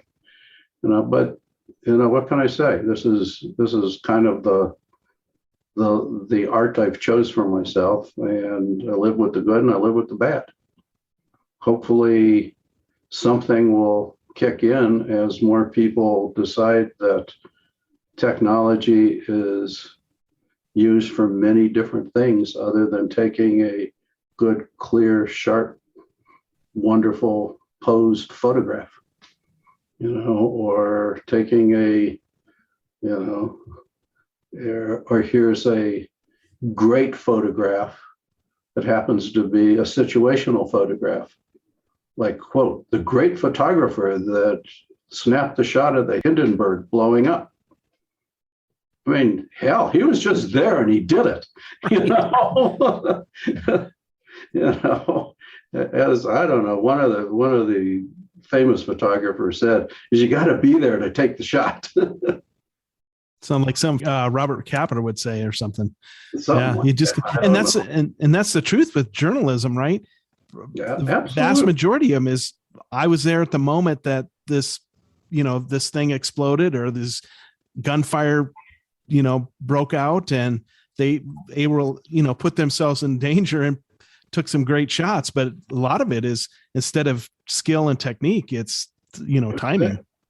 Yeah. I saw an interview with one of the photographers for, I don't know, one of the newspapers or whatever, that took one of those super iconic shots of a guy jumping from the World Trade Centers. I knew you were going to say that. I had the man. exact same thought in my head as you were saying that. Well, yeah, that the AP photographer that captured that. Exactly. And, you know, in an interview, he said he didn't have a clue he captured it until he actually got back and looked at it. You know, he said, I was just snapping photos, you know. And I think he had 8 frames, if I remember right, like 8 frames of that. And then one, yeah. Yeah. And it was just like, you know, yes, it took him recognizing it. And yes, it took him, you know, composing it into more than just, you know, a sloppy frame, if you will, without a doubt. But, you know, they'll say, isn't he a great photographer? I'd say, yeah, great timing, great shot, you know, literally. But you got to do a little more than just one. He did an awful lot more than just one. Right. Yeah. Not to, and I should probably preface this. I wasn't like downplaying photojournalists because, like I said, they put themselves in very dangerous situations to bring us back the truth, or, you know, what they seen as the truth. And so I'm not downplaying that, but a lot of it is timing and being at the right place. Absolutely. Absolutely. And gets me to another one of my kind of pet peeves, if you will, with photography. If you take a print, let's just say not one of mine, just say one of your prints. Okay. You do an 8x10 print. Okay. You put one, you have 3 prints and you put them in a frame. One frame goes in the alley behind your house, assuming you have an alley. If not, behind your house. Another one goes on your wall in your house. And another one goes to the Museum of Modern Art and is hung. How many people who walk by that photo in the alley will say, wow, this is a hell of a photo? How many people who look at your photo in your house would say, wow, this is a hell of a photo? Versus how many people at the Museum of Modern Art will look at it and say, whoa, if they've got it, it's got to be a hell of a photo. So yeah, wow, that's amazing. I mean, that's kind of situational, you know, viewing. Yeah. You know? And I never really realized that till I was at a show in Chicago and they were featuring belly button fuzz art. And there was belly button fuzz pinned to the wall. We said, whoa, isn't this great art? You know, this was a great conceptualist. I looked at him and I said, okay, let's move on. I mean, but, you know, what can I tell you? You know, a lot of art is where you see it or what the expectations are of seeing it. You know, if they see it in your house, they say, oh, that's another nice photo you took. You know, they see it in the alley, you know, someone will tear out the photo and sell the frame to a thrift shop, you know, that type of thing. They see it at the Museum of Modern Art and they, whoa, you know, this is amazing. Yeah, so it's like the duct tape banana, you know, it's exactly. Like, really? Yeah, exactly. You know, why not? You know, right. Or put it now as an NFT and get $10 million for your belly button fuzz. You know? You got to try that one. There you go. It'll sell. Who knows? You know, I mean, it's just how funny the world is and how hard it is to decipher the world around you, particularly when you're using a camera and you have to see beyond what your eyes actually see. And that's kind of the bottom line of this stuff is how many people really do that? And, you know, some do, some don't. You know, most don't, but that's okay too. And with everybody carrying a camera in their back pocket, I mean, you can't expect a whole lot. And when people talk about, well, I could do that. Well, reminds me of a story about my daughter. My wife took my 5-year-old daughter to the Museum of Modern Art and they saw a Jackson Pollock painting. And my daughter was staring at and says, "Mom, I could do that." And my wife told my daughter, "But you didn't." That kind of thing. It's the same thing with photography. Everybody looks at something after it's all done and says, "I can do that." Well, go ahead and do it. Knock yourself out. And that's the type of, I'd say, the good and the bad of being in the art world. When I was just doing photography for, documentaries for department stores and meetings and stuff, it was relatively easy. You just had to be there at the right time. But doing this stuff is agonizing. Literally, it's just agonizing. And what successes you have are more inside your own head than they are anywhere else. New Magazine is our media sponsor for the Tenet podcast. That's NUE. You can follow both the national and the Denver edition of New Magazine on Instagram. The national edition can be found at new_magazine and the Denver edition at new_Denver_magazine. Look to New for compelling stories from the world of art and fashion. Thanks for listening. I'm Howard Harris, and you're listening to the Tenet podcast, and I'm not smoking anything. Can we talk about a couple pieces? Sure. I think, Todd, the one I'm looking at right now at home is called Heart. And I think that was one that you kind of had. Oh, yeah, that was one that I really liked. Did you want to bring that one up? Yeah, let me do that right now. And you can find this in the abstraction gallery on Howard's website here. I know it will. I just packaged that up today. It'll be in a New York gallery at the end of this month for a month, showing it. And if you look at the heart, that's a perfect example of something I thought would work dimensionally and absolutely doesn't. Did not work with an overlay. In fact, I did 3 overlays for it, and none of them worked as well as the base image. This piece is a base image piece then? That's a base image only piece. Okay. And it was also me exploring kind of my sort of half-assed vision of cubism, trying to go beyond a lot of the work you see I do is linear and volumetric, where this is more graphic and not quite as much volume. But I'll send you a lollipop if you can tell me what the base image of this was. I was just thinking. I was trying to guess myself. Any guesses? It's an aspen leaf.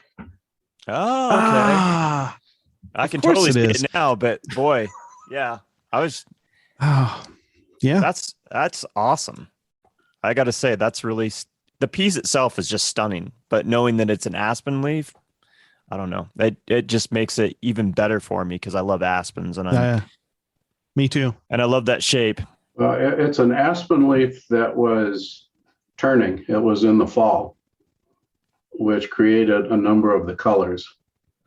And I got to admit, I put the blue in myself because I thought it was getting a little too static. But the base started as an aspen leaf, which is, if you look at behind the bigger squares to the littler squares, sometimes you might be able to see some of the texture of the leaf itself. But it's very well disguised and very well hidden. You may not see it well.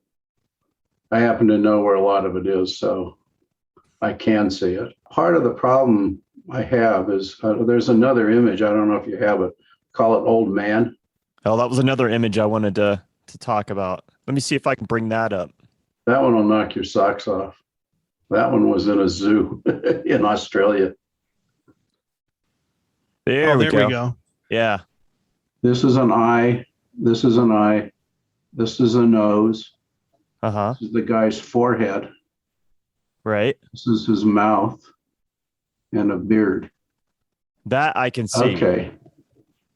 Now, if you turn him upside down, basically it's kind of a devilish looking figure with eyes, hair burning, scrunched up lips, and kind of a chin beard. One reviewer went cuckoo over this guy because once you see it, you can't unsee it. Where when you said you couldn't see it. Well, I couldn't see that. I couldn't interpret what the actual image is. I could see what, why it was called Old Man. I could see that face, but I'm still lost as far as what the actual base image is. It was an old man. Oh, it was. Oh, literally was an old man. Okay. Yeah. It was what I looked at for street photography. No, it wasn't. It was an old guy that just fascinated me. And what I did is I was still playing in a cubistic mode and moved things around a little bit. Yeah. And then, interesting enough, I was playing with some Escher-like games in my head and created an upside down image and a right side up image. Gotcha. And when this was shown, you could basically turn it either direction. I love it. I love what you did with it. So that was that's one of my experiments. I will try to, I'm going to try, I will do more of those. But again, it's just constant experimentation and moving through, the obvious to maybe, what I see. Someone says, well, how can you show this grotesque image, that devilish image? I said, to tell you the truth, I really didn't see that. I saw this old man, but just another picture of an old man is, so what? So I tried to bring some character to it. I love this. I'd love to see a whole series of these, Howard. Yeah, so would I. I'm still working on them. You got to find an old man or an old woman that I can do too. But another one you might be interested in seeing. That's another strange one. Oh, I love this image. I saw this in one of the magazine articles that you have on your website. It was featured, and I thought, wow, that's just really stunning. And that's called Water Rest. Yeah, and this was taken in southern Italy. I was in a hotel room looking down at the ocean, and up here are the rocks of the breakwaters. And there was this lady just kind of lying there, and people looked at it, and this is the water, essentially. Mm-hmm. So, what I did is I sort of took the lady and, made her work with the water. If it was the real image, it would probably be half this size. But now she follows this water, the wave, and kind of elongate. She looks really odd if you look at it all by itself. But when you look at the whole piece, it looks, kind of like peaceful. Mm-hmm. It's peaceful and it's a bit surreal. Yeah. I love it. Yeah. It's a great piece. Yeah. It's also kind of more painterly than some of the things that I do. But I was trying to emulate, a particular style of painter when I was doing this. I was using that this was in the show that I did with Topher when we did the Masters show, which was kind of a brain drain of trying to do something that the Masters, that you're influenced by, if you will, in the Masters. Yeah. So that was kind of interesting. Is this another example of a single plane or base image? That's a multiple plane. That is a multiple plane. And the old man was a single plane also. Okay. where sometimes it just doesn't work. You know, it just, the dimensions are so strange, if you will, looking, that it actually gets in the way of the piece as opposed to augments the piece itself. Yeah. So, you know, that's kind of interesting. Where this is another weird one. Oh, this is another piece I wanted to talk about. This is great. This is Oculus Maximus, right? Yeah. Well, guess what? I'm picking all the pieces you wanted to see. Yeah, I literally have this list in front of me, and you're like hitting all of them. That's my eyeball. Oh, is that right? Yes. It's a photograph of my eye that I put a Howard Harris touch to. The only thing that isn't in the original photograph is the iris. An eye doctor wanted to buy this, and he says, so where's the retina? I said, well, I'll find one and put it in if you want. So I found one and I put it in there. So the original image of that, that was the original image. So all the outside was the same, but the eye doctor wanted to see through it. And that's layered also. Looks like a mandala. Yeah, it does.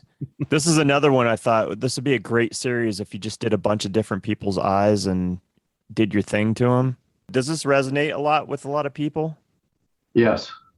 When I tell them it's an eye, sometimes they freak out and sometimes they go cuckoo saying, whoa, that's incredible.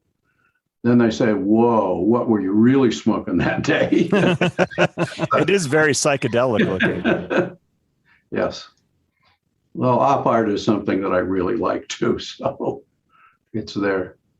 But it's one that is interesting. I can do a lot of them, and I've done 3 or 4, but they all kind of look the same. Do they? Okay. And I can't say they're exactly the same. I mean, they're really different. But, you know, it's kind of been there, done that, and I could reproduce it 1 billion times if I wanted to. But what's the point for me? Yeah. There is a photographer in Spain that specializes in taking people's eyeballs. And I've been talking with him about, well, if somebody wants their eye to look like this, let me know. Send me the picture you take and I'll do it. Where the picture that was actually taken of my eye was that photographer in Spain, in Madrid, I believe, who has this huge, elaborate setup to take eyeball pictures. Because I told him, I said, I've been trying to photograph an eyeball for years and have never really been all that successful. So basically he sent me the files and I did my thing and he did his thing, and this is on his website. And, you know, every now and then somebody wants a funky eye. So I do it for them. But there's that type of thing. No, that's the only other, I mean, those are kind of I can't say more interesting things, but those are some images that have resonated pretty well. Since you have control of this, I want to have you pull up one more image, and this one's a little bit probably easier for people to digest because it's not so abstract. But the one that's called A Fall Walk, I really love that image. Wow, that's awesome, isn't it? This was one of my COVID adventures. I just love this. You know what this looks like to me? I don't know if you've ever played with manipulating the emulsion of a Polaroid. Oh yeah, it does, doesn't it? You know, where you move the emulsion around before it sets. That's what it looks like, and I love this. It's a stunning, stunning photograph. Thank you. Now this was sort of a foray into landscapes. And this is where I'm using a larger, or let's just say a different format than most of them, because it just demands, you know, a little more presence. or a little more view. So it worked out well. It worked out really well. Yeah, that's amazing. I love it. I bet the feedback on this has been pretty popular photograph. Yeah. People liked it. Let's put it that way. The one they liked more than this one. I mean, this one I love because of these rocks and the way the trees are going cuckoo back here. The one that got more play than this was that one. Oh, that's pretty too. Yeah, that's pretty. That's pretty awesome. Yeah, that's the San Juan mountain range.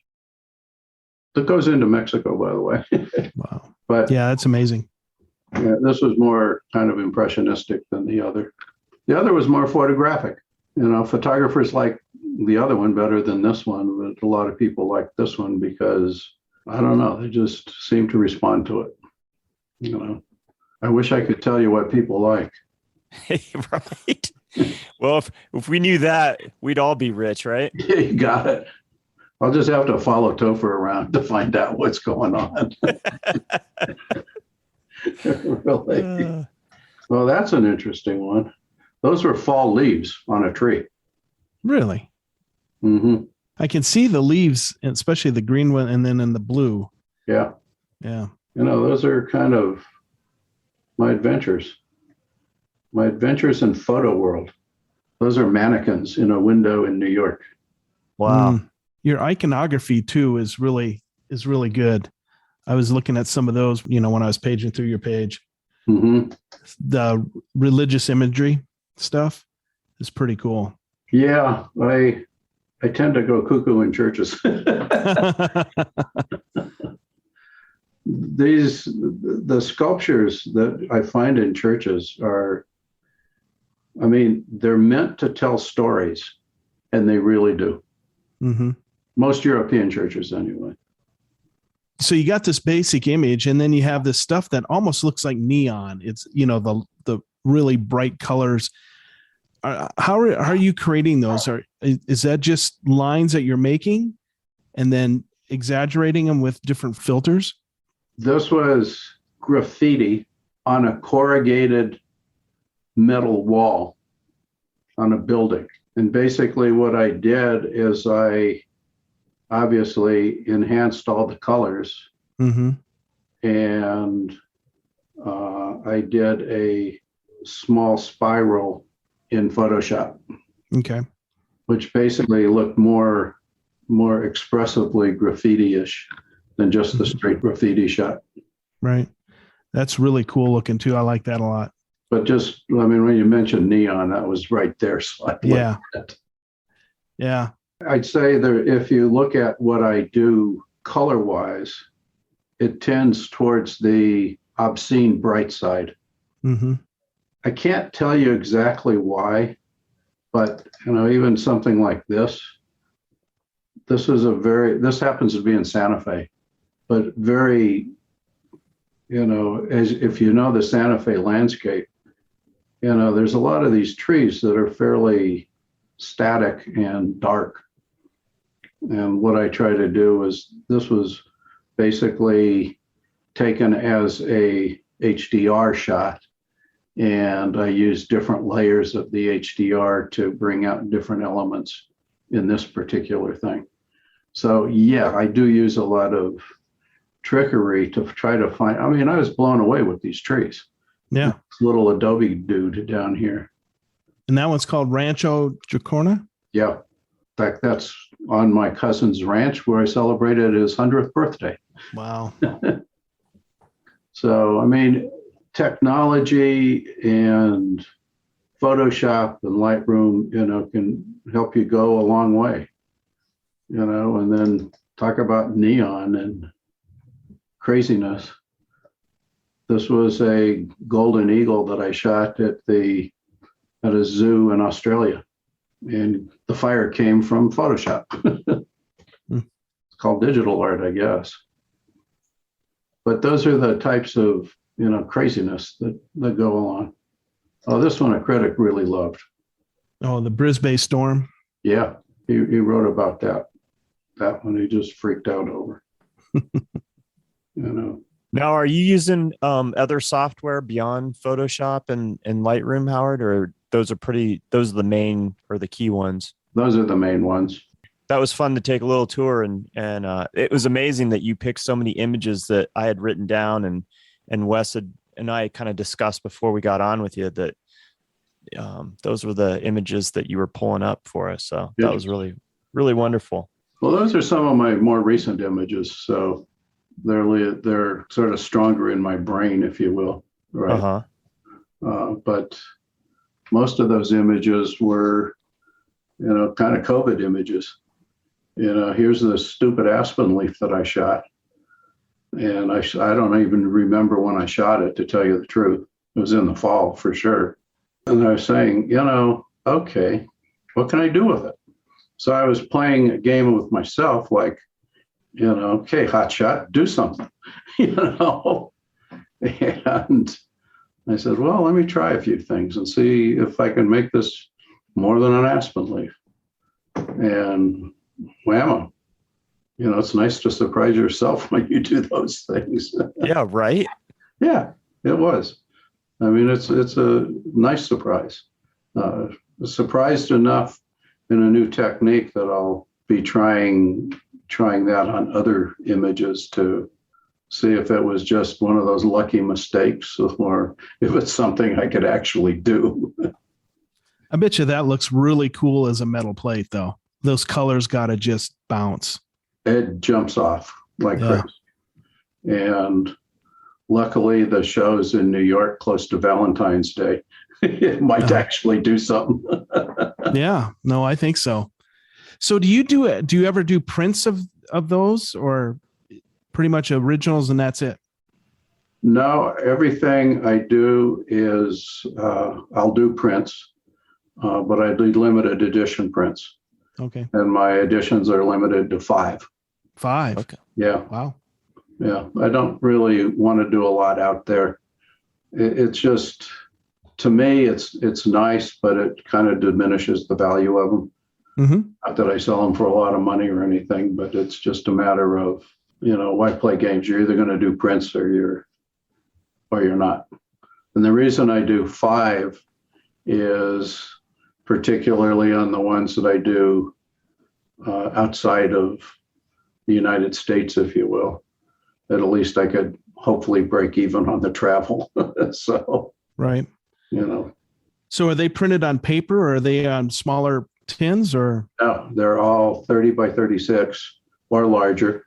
Okay. The smallest I'll go is 20 by 24. Okay. I do some on that. So your prints are the actual size as well, then? Yeah. Okay. Because a lot of people in houses don't want something that big. Right. It just doesn't fit.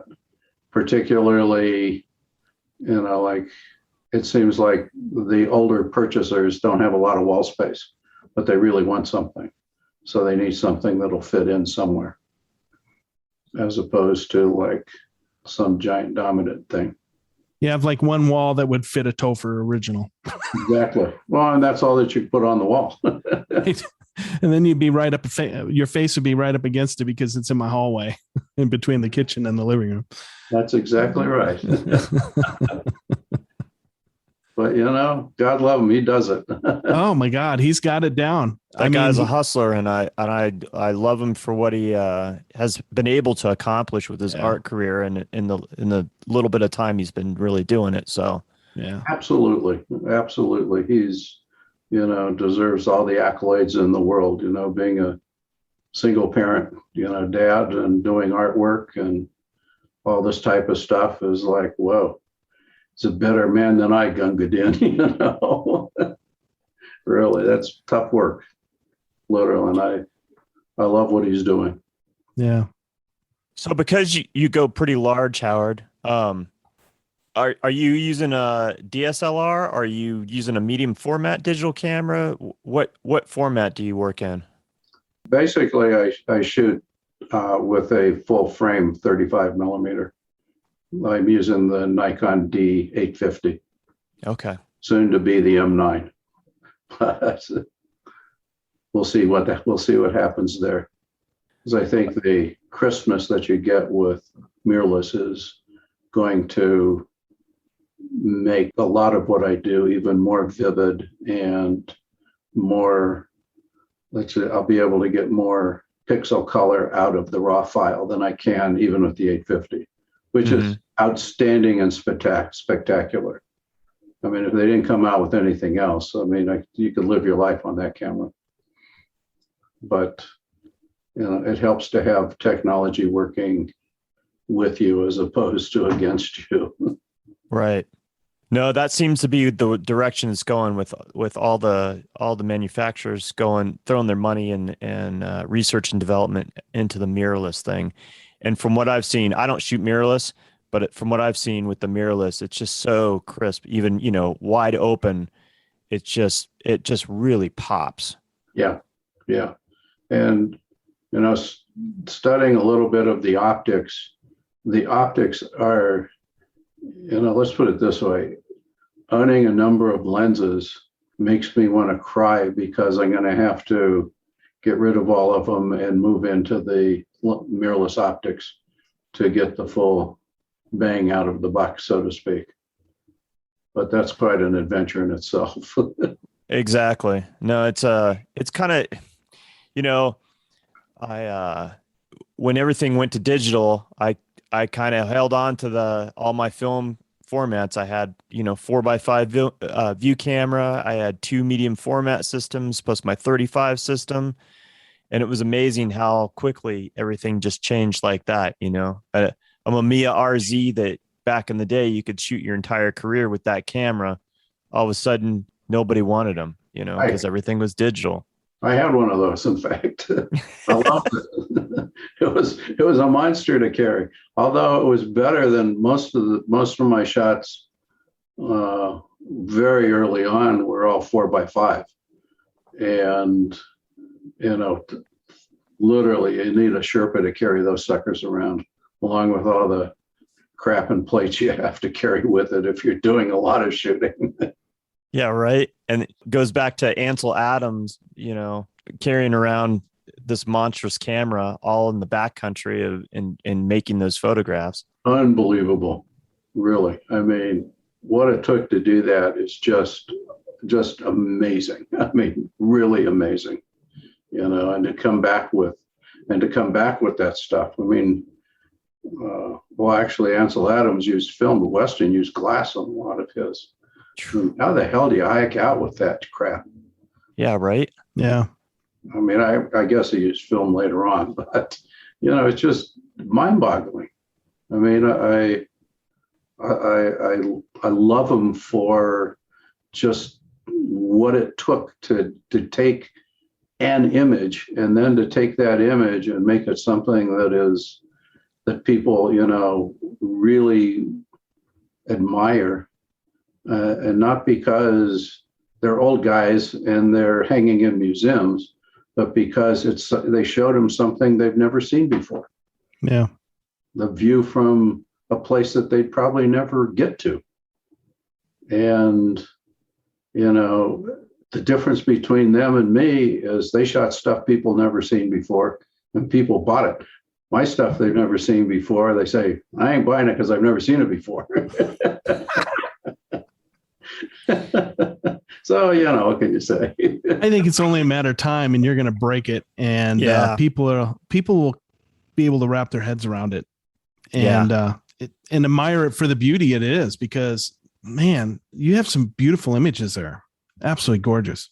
Well, thank you. I appreciate that. It's, you know, comments like that keep me going. And, you know, the rest of the stuff is just kind of nice when it happens, you know, literally.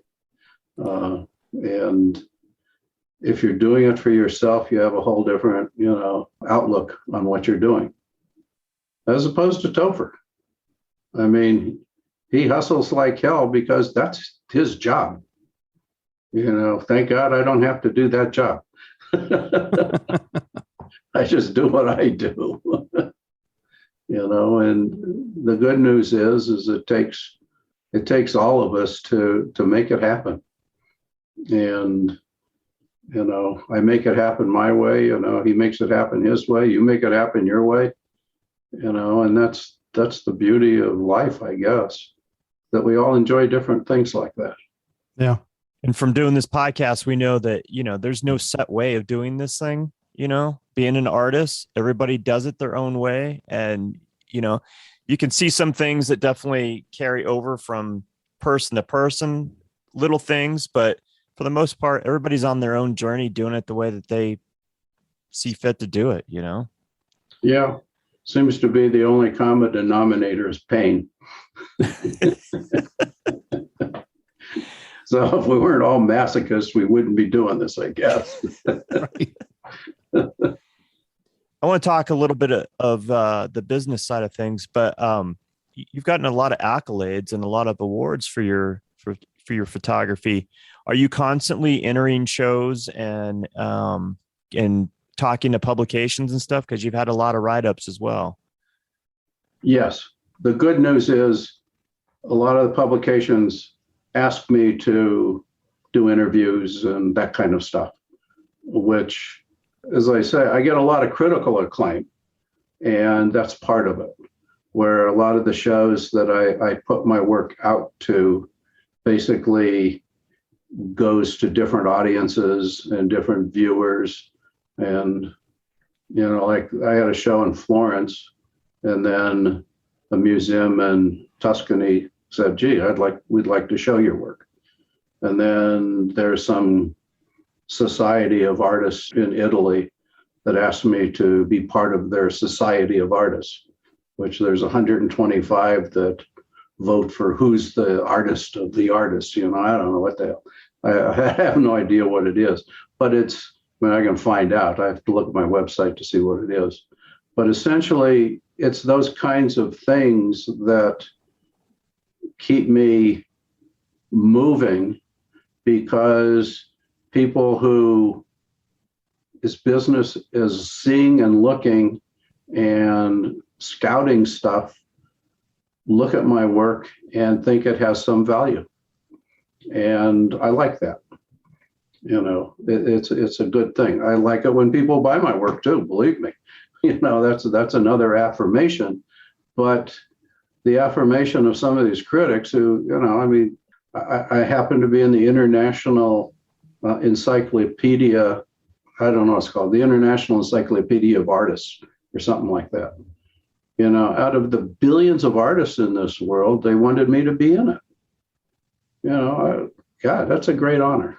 That is a great honor. That type of thing. It's not, those things I don't take lightly, because people choose to tell me those things. Or if you've read some of the critics' comments, they don't have to say that.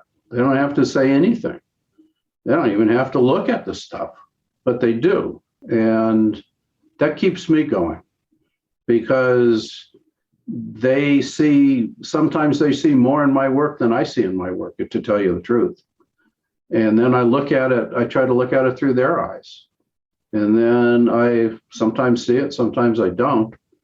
But sometimes I just write them a note and saying, I aspire to be all that you think I am, and continue to be that way. So yeah, I'm in a lot of that stuff, and I do a lot of it because it sort of keeps my juices running. Yeah. No, and I don't say no. Like when you wanted to do a podcast, I said, sure, I'll do it. Why not? What else am I going to be doing? Well, you could be working on images right now. Yeah, making credible art. Yeah, I could be, but what can I tell you? My garbage man's got a lot on his walls, so he needs a break. No, that's just joking around with it. It's, honestly, because art sometimes is such a painful process that you have to laugh about it, or you sit there and you'd probably commit suicide or something.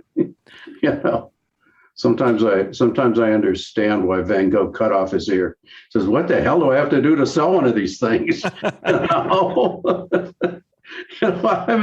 know. It's just part of part of the amusement of living in the world. I'm curious. Is your photography better received like in Europe than it is in America or other regions in the world? Because you're well traveled and you're representing a lot of different galleries. But I was just curious if it's perceived differently in different parts of the world. Italy seems to like my work more than almost any other country. Portugal, they like it also. I haven't seen an awful lot of action in the US.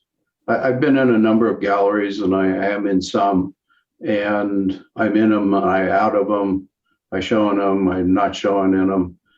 But it's just, it takes the ambition of a topher to be in more galleries than I'm in that don't ask me to, that I go and try to say, I want to be in your gallery. I do that occasionally. And most of the time they look at me and say, I need another artist, like I need another left leg. I mean, they don't care. They don't even look at the work. And then I walk away. It's okay. Some galleries, I was just contacted a couple days ago by a gallery that wants to show my work, and which is nice. It happens to be in Arizona. Nice gallery, but I wish it wasn't in Arizona. The point of it is I'm asked occasionally, but very occasionally in the United States, more so in Europe. I mean, there's galleries in Rome and in Milan and the like that are talking to me, but I have a gallery in Florence that I love, and they do well for me. So I don't move too far around that. It's, I'm not I am in a lot of places, I guess. Oh yeah, I'm in another gallery. I'm in 2 galleries now in the United Kingdom. So I guess one gallery wanted to ask if it's okay if they show my work. And I say, sure, what the hell? What if I got to lose? Yeah. No. Well, it's nice that these folks are finding you and want to show your work. I mean, that's got to be, reaffirming, right? As an artist, when you have people reach out to you and say, hey, I really love your stuff, I want to show you. That's great. It's very nice. I wish more places in the United States would. It wouldn't cost me as much to ship them in the United States as it does to Europe. But no, I mean, it's what keeps my juices flowing, all of that stuff. And if there was none of it there, would I still be doing what I'm doing? Honest to God, I don't know. Probably, but it's like trying to predict what you do in a war zone if you had to kill somebody. I mean, I don't know. I can tell you what I think I do, but who the hell knows until it happens. Right. And luckily it hasn't happened. So it's been pretty well received from the get-go. And, I go to every church I see and I thank them for that, literally. Oh, in fact, did you see the guy with the pink pants? Oh, I did see that one. Yeah. That was shown in the Vatican. Really? The name was The Pope Wears Pink. Talk about some bizarre episode. But it's just kind of, it's what keeps me going, Yeah. You got to laugh about this stuff. Honestly, I take it very seriously, but with a smile, because, you get kicked in the head just as much or more than when people pat you on the back. You just have to learn how to, roll with the punches. Yeah. And take it while it's there. I wish it was all rosy. It isn't. I wish I could do more. But honestly, I'm not quite sure how to do more. But I keep trying, I think that's the key right there, is just being, just keep plugging along And we've talked to so many artists that, the bottom line is that your art will never resonate with everyone, but you will find your audience, and it'll resonate with a certain segment of the population that buys art and collects. So like Wes said earlier, it'll happen for sure. I mean, I love what you're doing. I really think it's just, not only is it unique, but you're just doing such a phenomenal job with it as far as what you're producing. It's over the top, and it's, I think if you're a photographer, you look at a lot of photography, it's easy to get, I don't know. I'm not going to use I shouldn't have used the word jaded, because I don't know that that's the correct word, but you kind of just like, okay, I've seen that before. It's an easy word to use, by the way. Yeah. But I love what you do, and it is so different than the other stuff that I see out there. You're definitely on the right path. I look forward to seeing what you continue to produce and put out there. Well, what you're saying to me is better than a sale. Really, it is. That's what keeps me going. People that see so much stuff, see it all, jaded by some, love some, hate some. For you to say that means the world to me. So thank you. You're welcome. Appreciate your comment. How do you sell most of your pieces? Is it usually through the galleries that represent you, or do they find you via the internet and you have online sales? How does that typically work? 99.9% of everything is through the galleries. Most of my online sales were from scams who have a wife that's divorcing them, and they're moving, and they need me to send 10 pieces right away, or they're going to lose their marriage, and it has to be a surprise. And will I accept a check from God knows who? And they will send me a $10,000 check, but I'm going to have to pay for the shipping, and the shipping ends up being $12,000, or they won't pick it up. There's such scammers out there trying to buy stuff that drives you nuts. And after a while, I used to play with them, but now I just ignore them. I mean, there's some pretty good stories out there, though. I got to tell you, literally, if you haven't experienced any of them, next time I get one, I'll shoot it to you. Okay. Fascinating. Some go on for weeks and weeks of negotiations and everything else. Wow. Yeah. Wow is right. I have to ask, so where does your pricing begin, say like the limited edition prints, and then what does an original Howard Harris go for? The prints are in the $5,000-$6,000 range. And if somebody wants an original and I like them, it's in the $5,000-$6,000 range. Okay. I don't try to go bananas, and I don't try to price it to a point where it's not accessible if you really want it. But essentially, that's where most of them are, in that arena. I do commission work, and some of it ends up in that range somehow. Sometimes a lot more, sometimes very seldom. It's less than that. But that's sort of where I am. I want to keep my stuff accessible to people. Yeah. It isn't like Woolworth's doing all of the lithographs that they did of the famous paintings and putting it in their stores, wanting to put art in everybody's house. But I don't want my art so untouchable that, people who really like it can't get it. Did you just come up with a formula in order to price your pieces, or how'd you come up with kind of that price? Basically, I looked at what it cost me.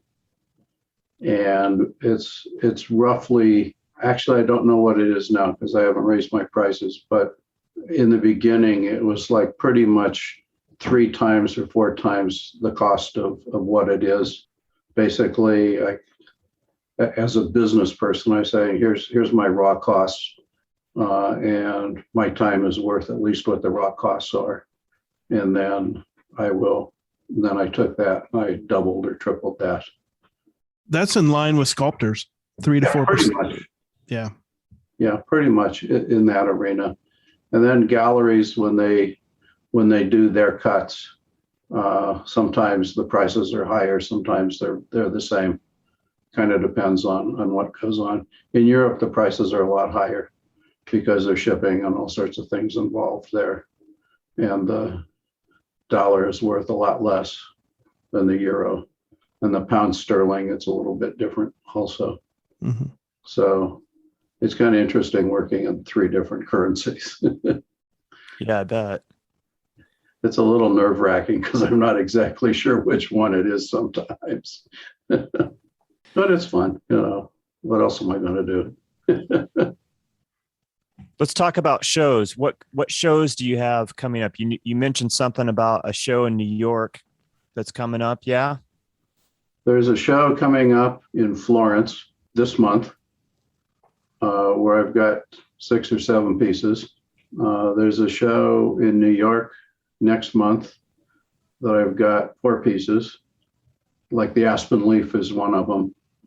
Then I may be on a show in Denver in December.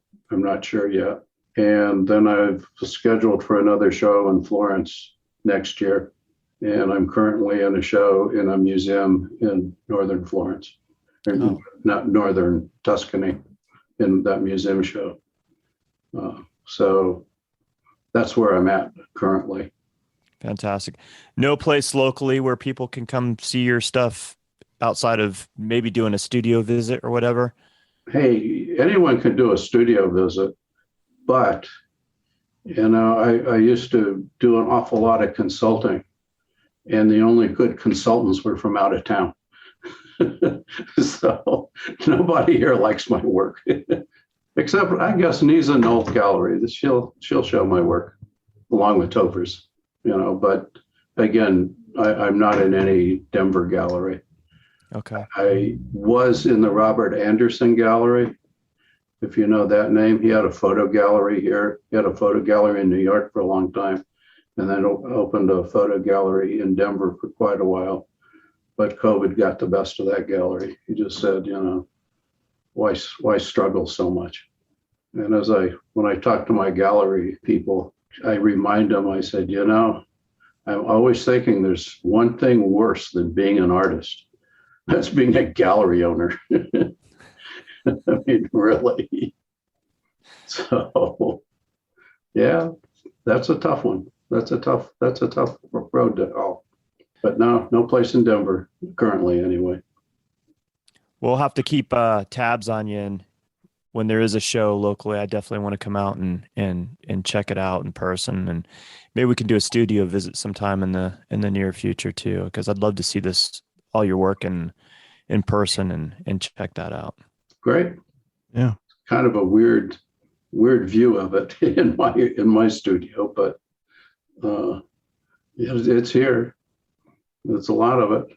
I haven't had to buy a warehouse yet for the stuff that didn't sell, so I'm doing okay. That's good. That's good. Hey, anything else you want to talk about before we kind of wrap this up for the evening, Howard? Well, I think we've kind of gone around the world, so I know what I was going to ask you. One more question. Okay. So you're really well traveled, and so where are some of your favorite places in the world to travel and photograph? I photograph a lot in New Mexico. So, I mean, that's a favorite place. It's like being out. It's like not being in this country in the United States. So it's just a wonderful place to do a lot of photography. I've done a lot of photography in Italy. I've done a lot in Spain, a lot in Portugal. I had to cancel a trip to Greece and Turkey due to COVID that I was looking forward to. But, honestly, my favorite place to photograph is where I am at the time with a camera. Because, what can I tell you? There's images change all the time. Things change all the time. The great thing about some of the type of work that I do is, something as what some people think is boring as an aspen leaf can turn into, a little jewel. And if you have the mindset of looking beyond what you see and seeing with your mind as opposed to your eyes, it gives you a whole different perspective on the world. Walking in the fall walk was just a little mountain hike we took. It wasn't any magnificent trail. It wasn't any, great thing, but whammo, I just saw more than a rock and more than a tree. It's that kind of thing. But you have to be there. And one thing I've learned is if you don't show up, you don't take the shot. And wherever I seem to be, I try to take the shot. Sometimes I don't take a camera. One of the reasons I want to go mirrorless is it's a lot lighter. And I ain't getting any younger. That sucker's heavy stuff. Yeah. So what can I tell you? I just love imagery. One of the images that you might not or ever noticed was taken as a reflection on a window in an outhouse in Paris. So I mean, beauty's everywhere. You just have to look for it. That's kind of where I'm at. Helps to be smoking a little while you do it, but no, beauty's everywhere. I already see what my problem is. I'm not smoking enough. Yeah, that's really. My problem. Because I would love to take a hike with you just to see what you're seeing. Like, because sometimes, I think that's a problem with a lot of photographers, or I'll say a lot of times problem with me is I don't see it. And so it's always nice to have a couple people, you're shooting with just like, oh, what did you see in that? And so that's always fun. You would be a hoot to go out with. Well, it's interesting, but like the guy who shot the falling man coming out of the tower, I'd say at least half the time, sometimes I come back and I say, holy crap, I actually saw that. I mean, it's just, I'd rather be lucky than smart. And I will trade smarts in for luck any day of the world, anytime. But again, if you're not looking, you won't see. That's as simple as that.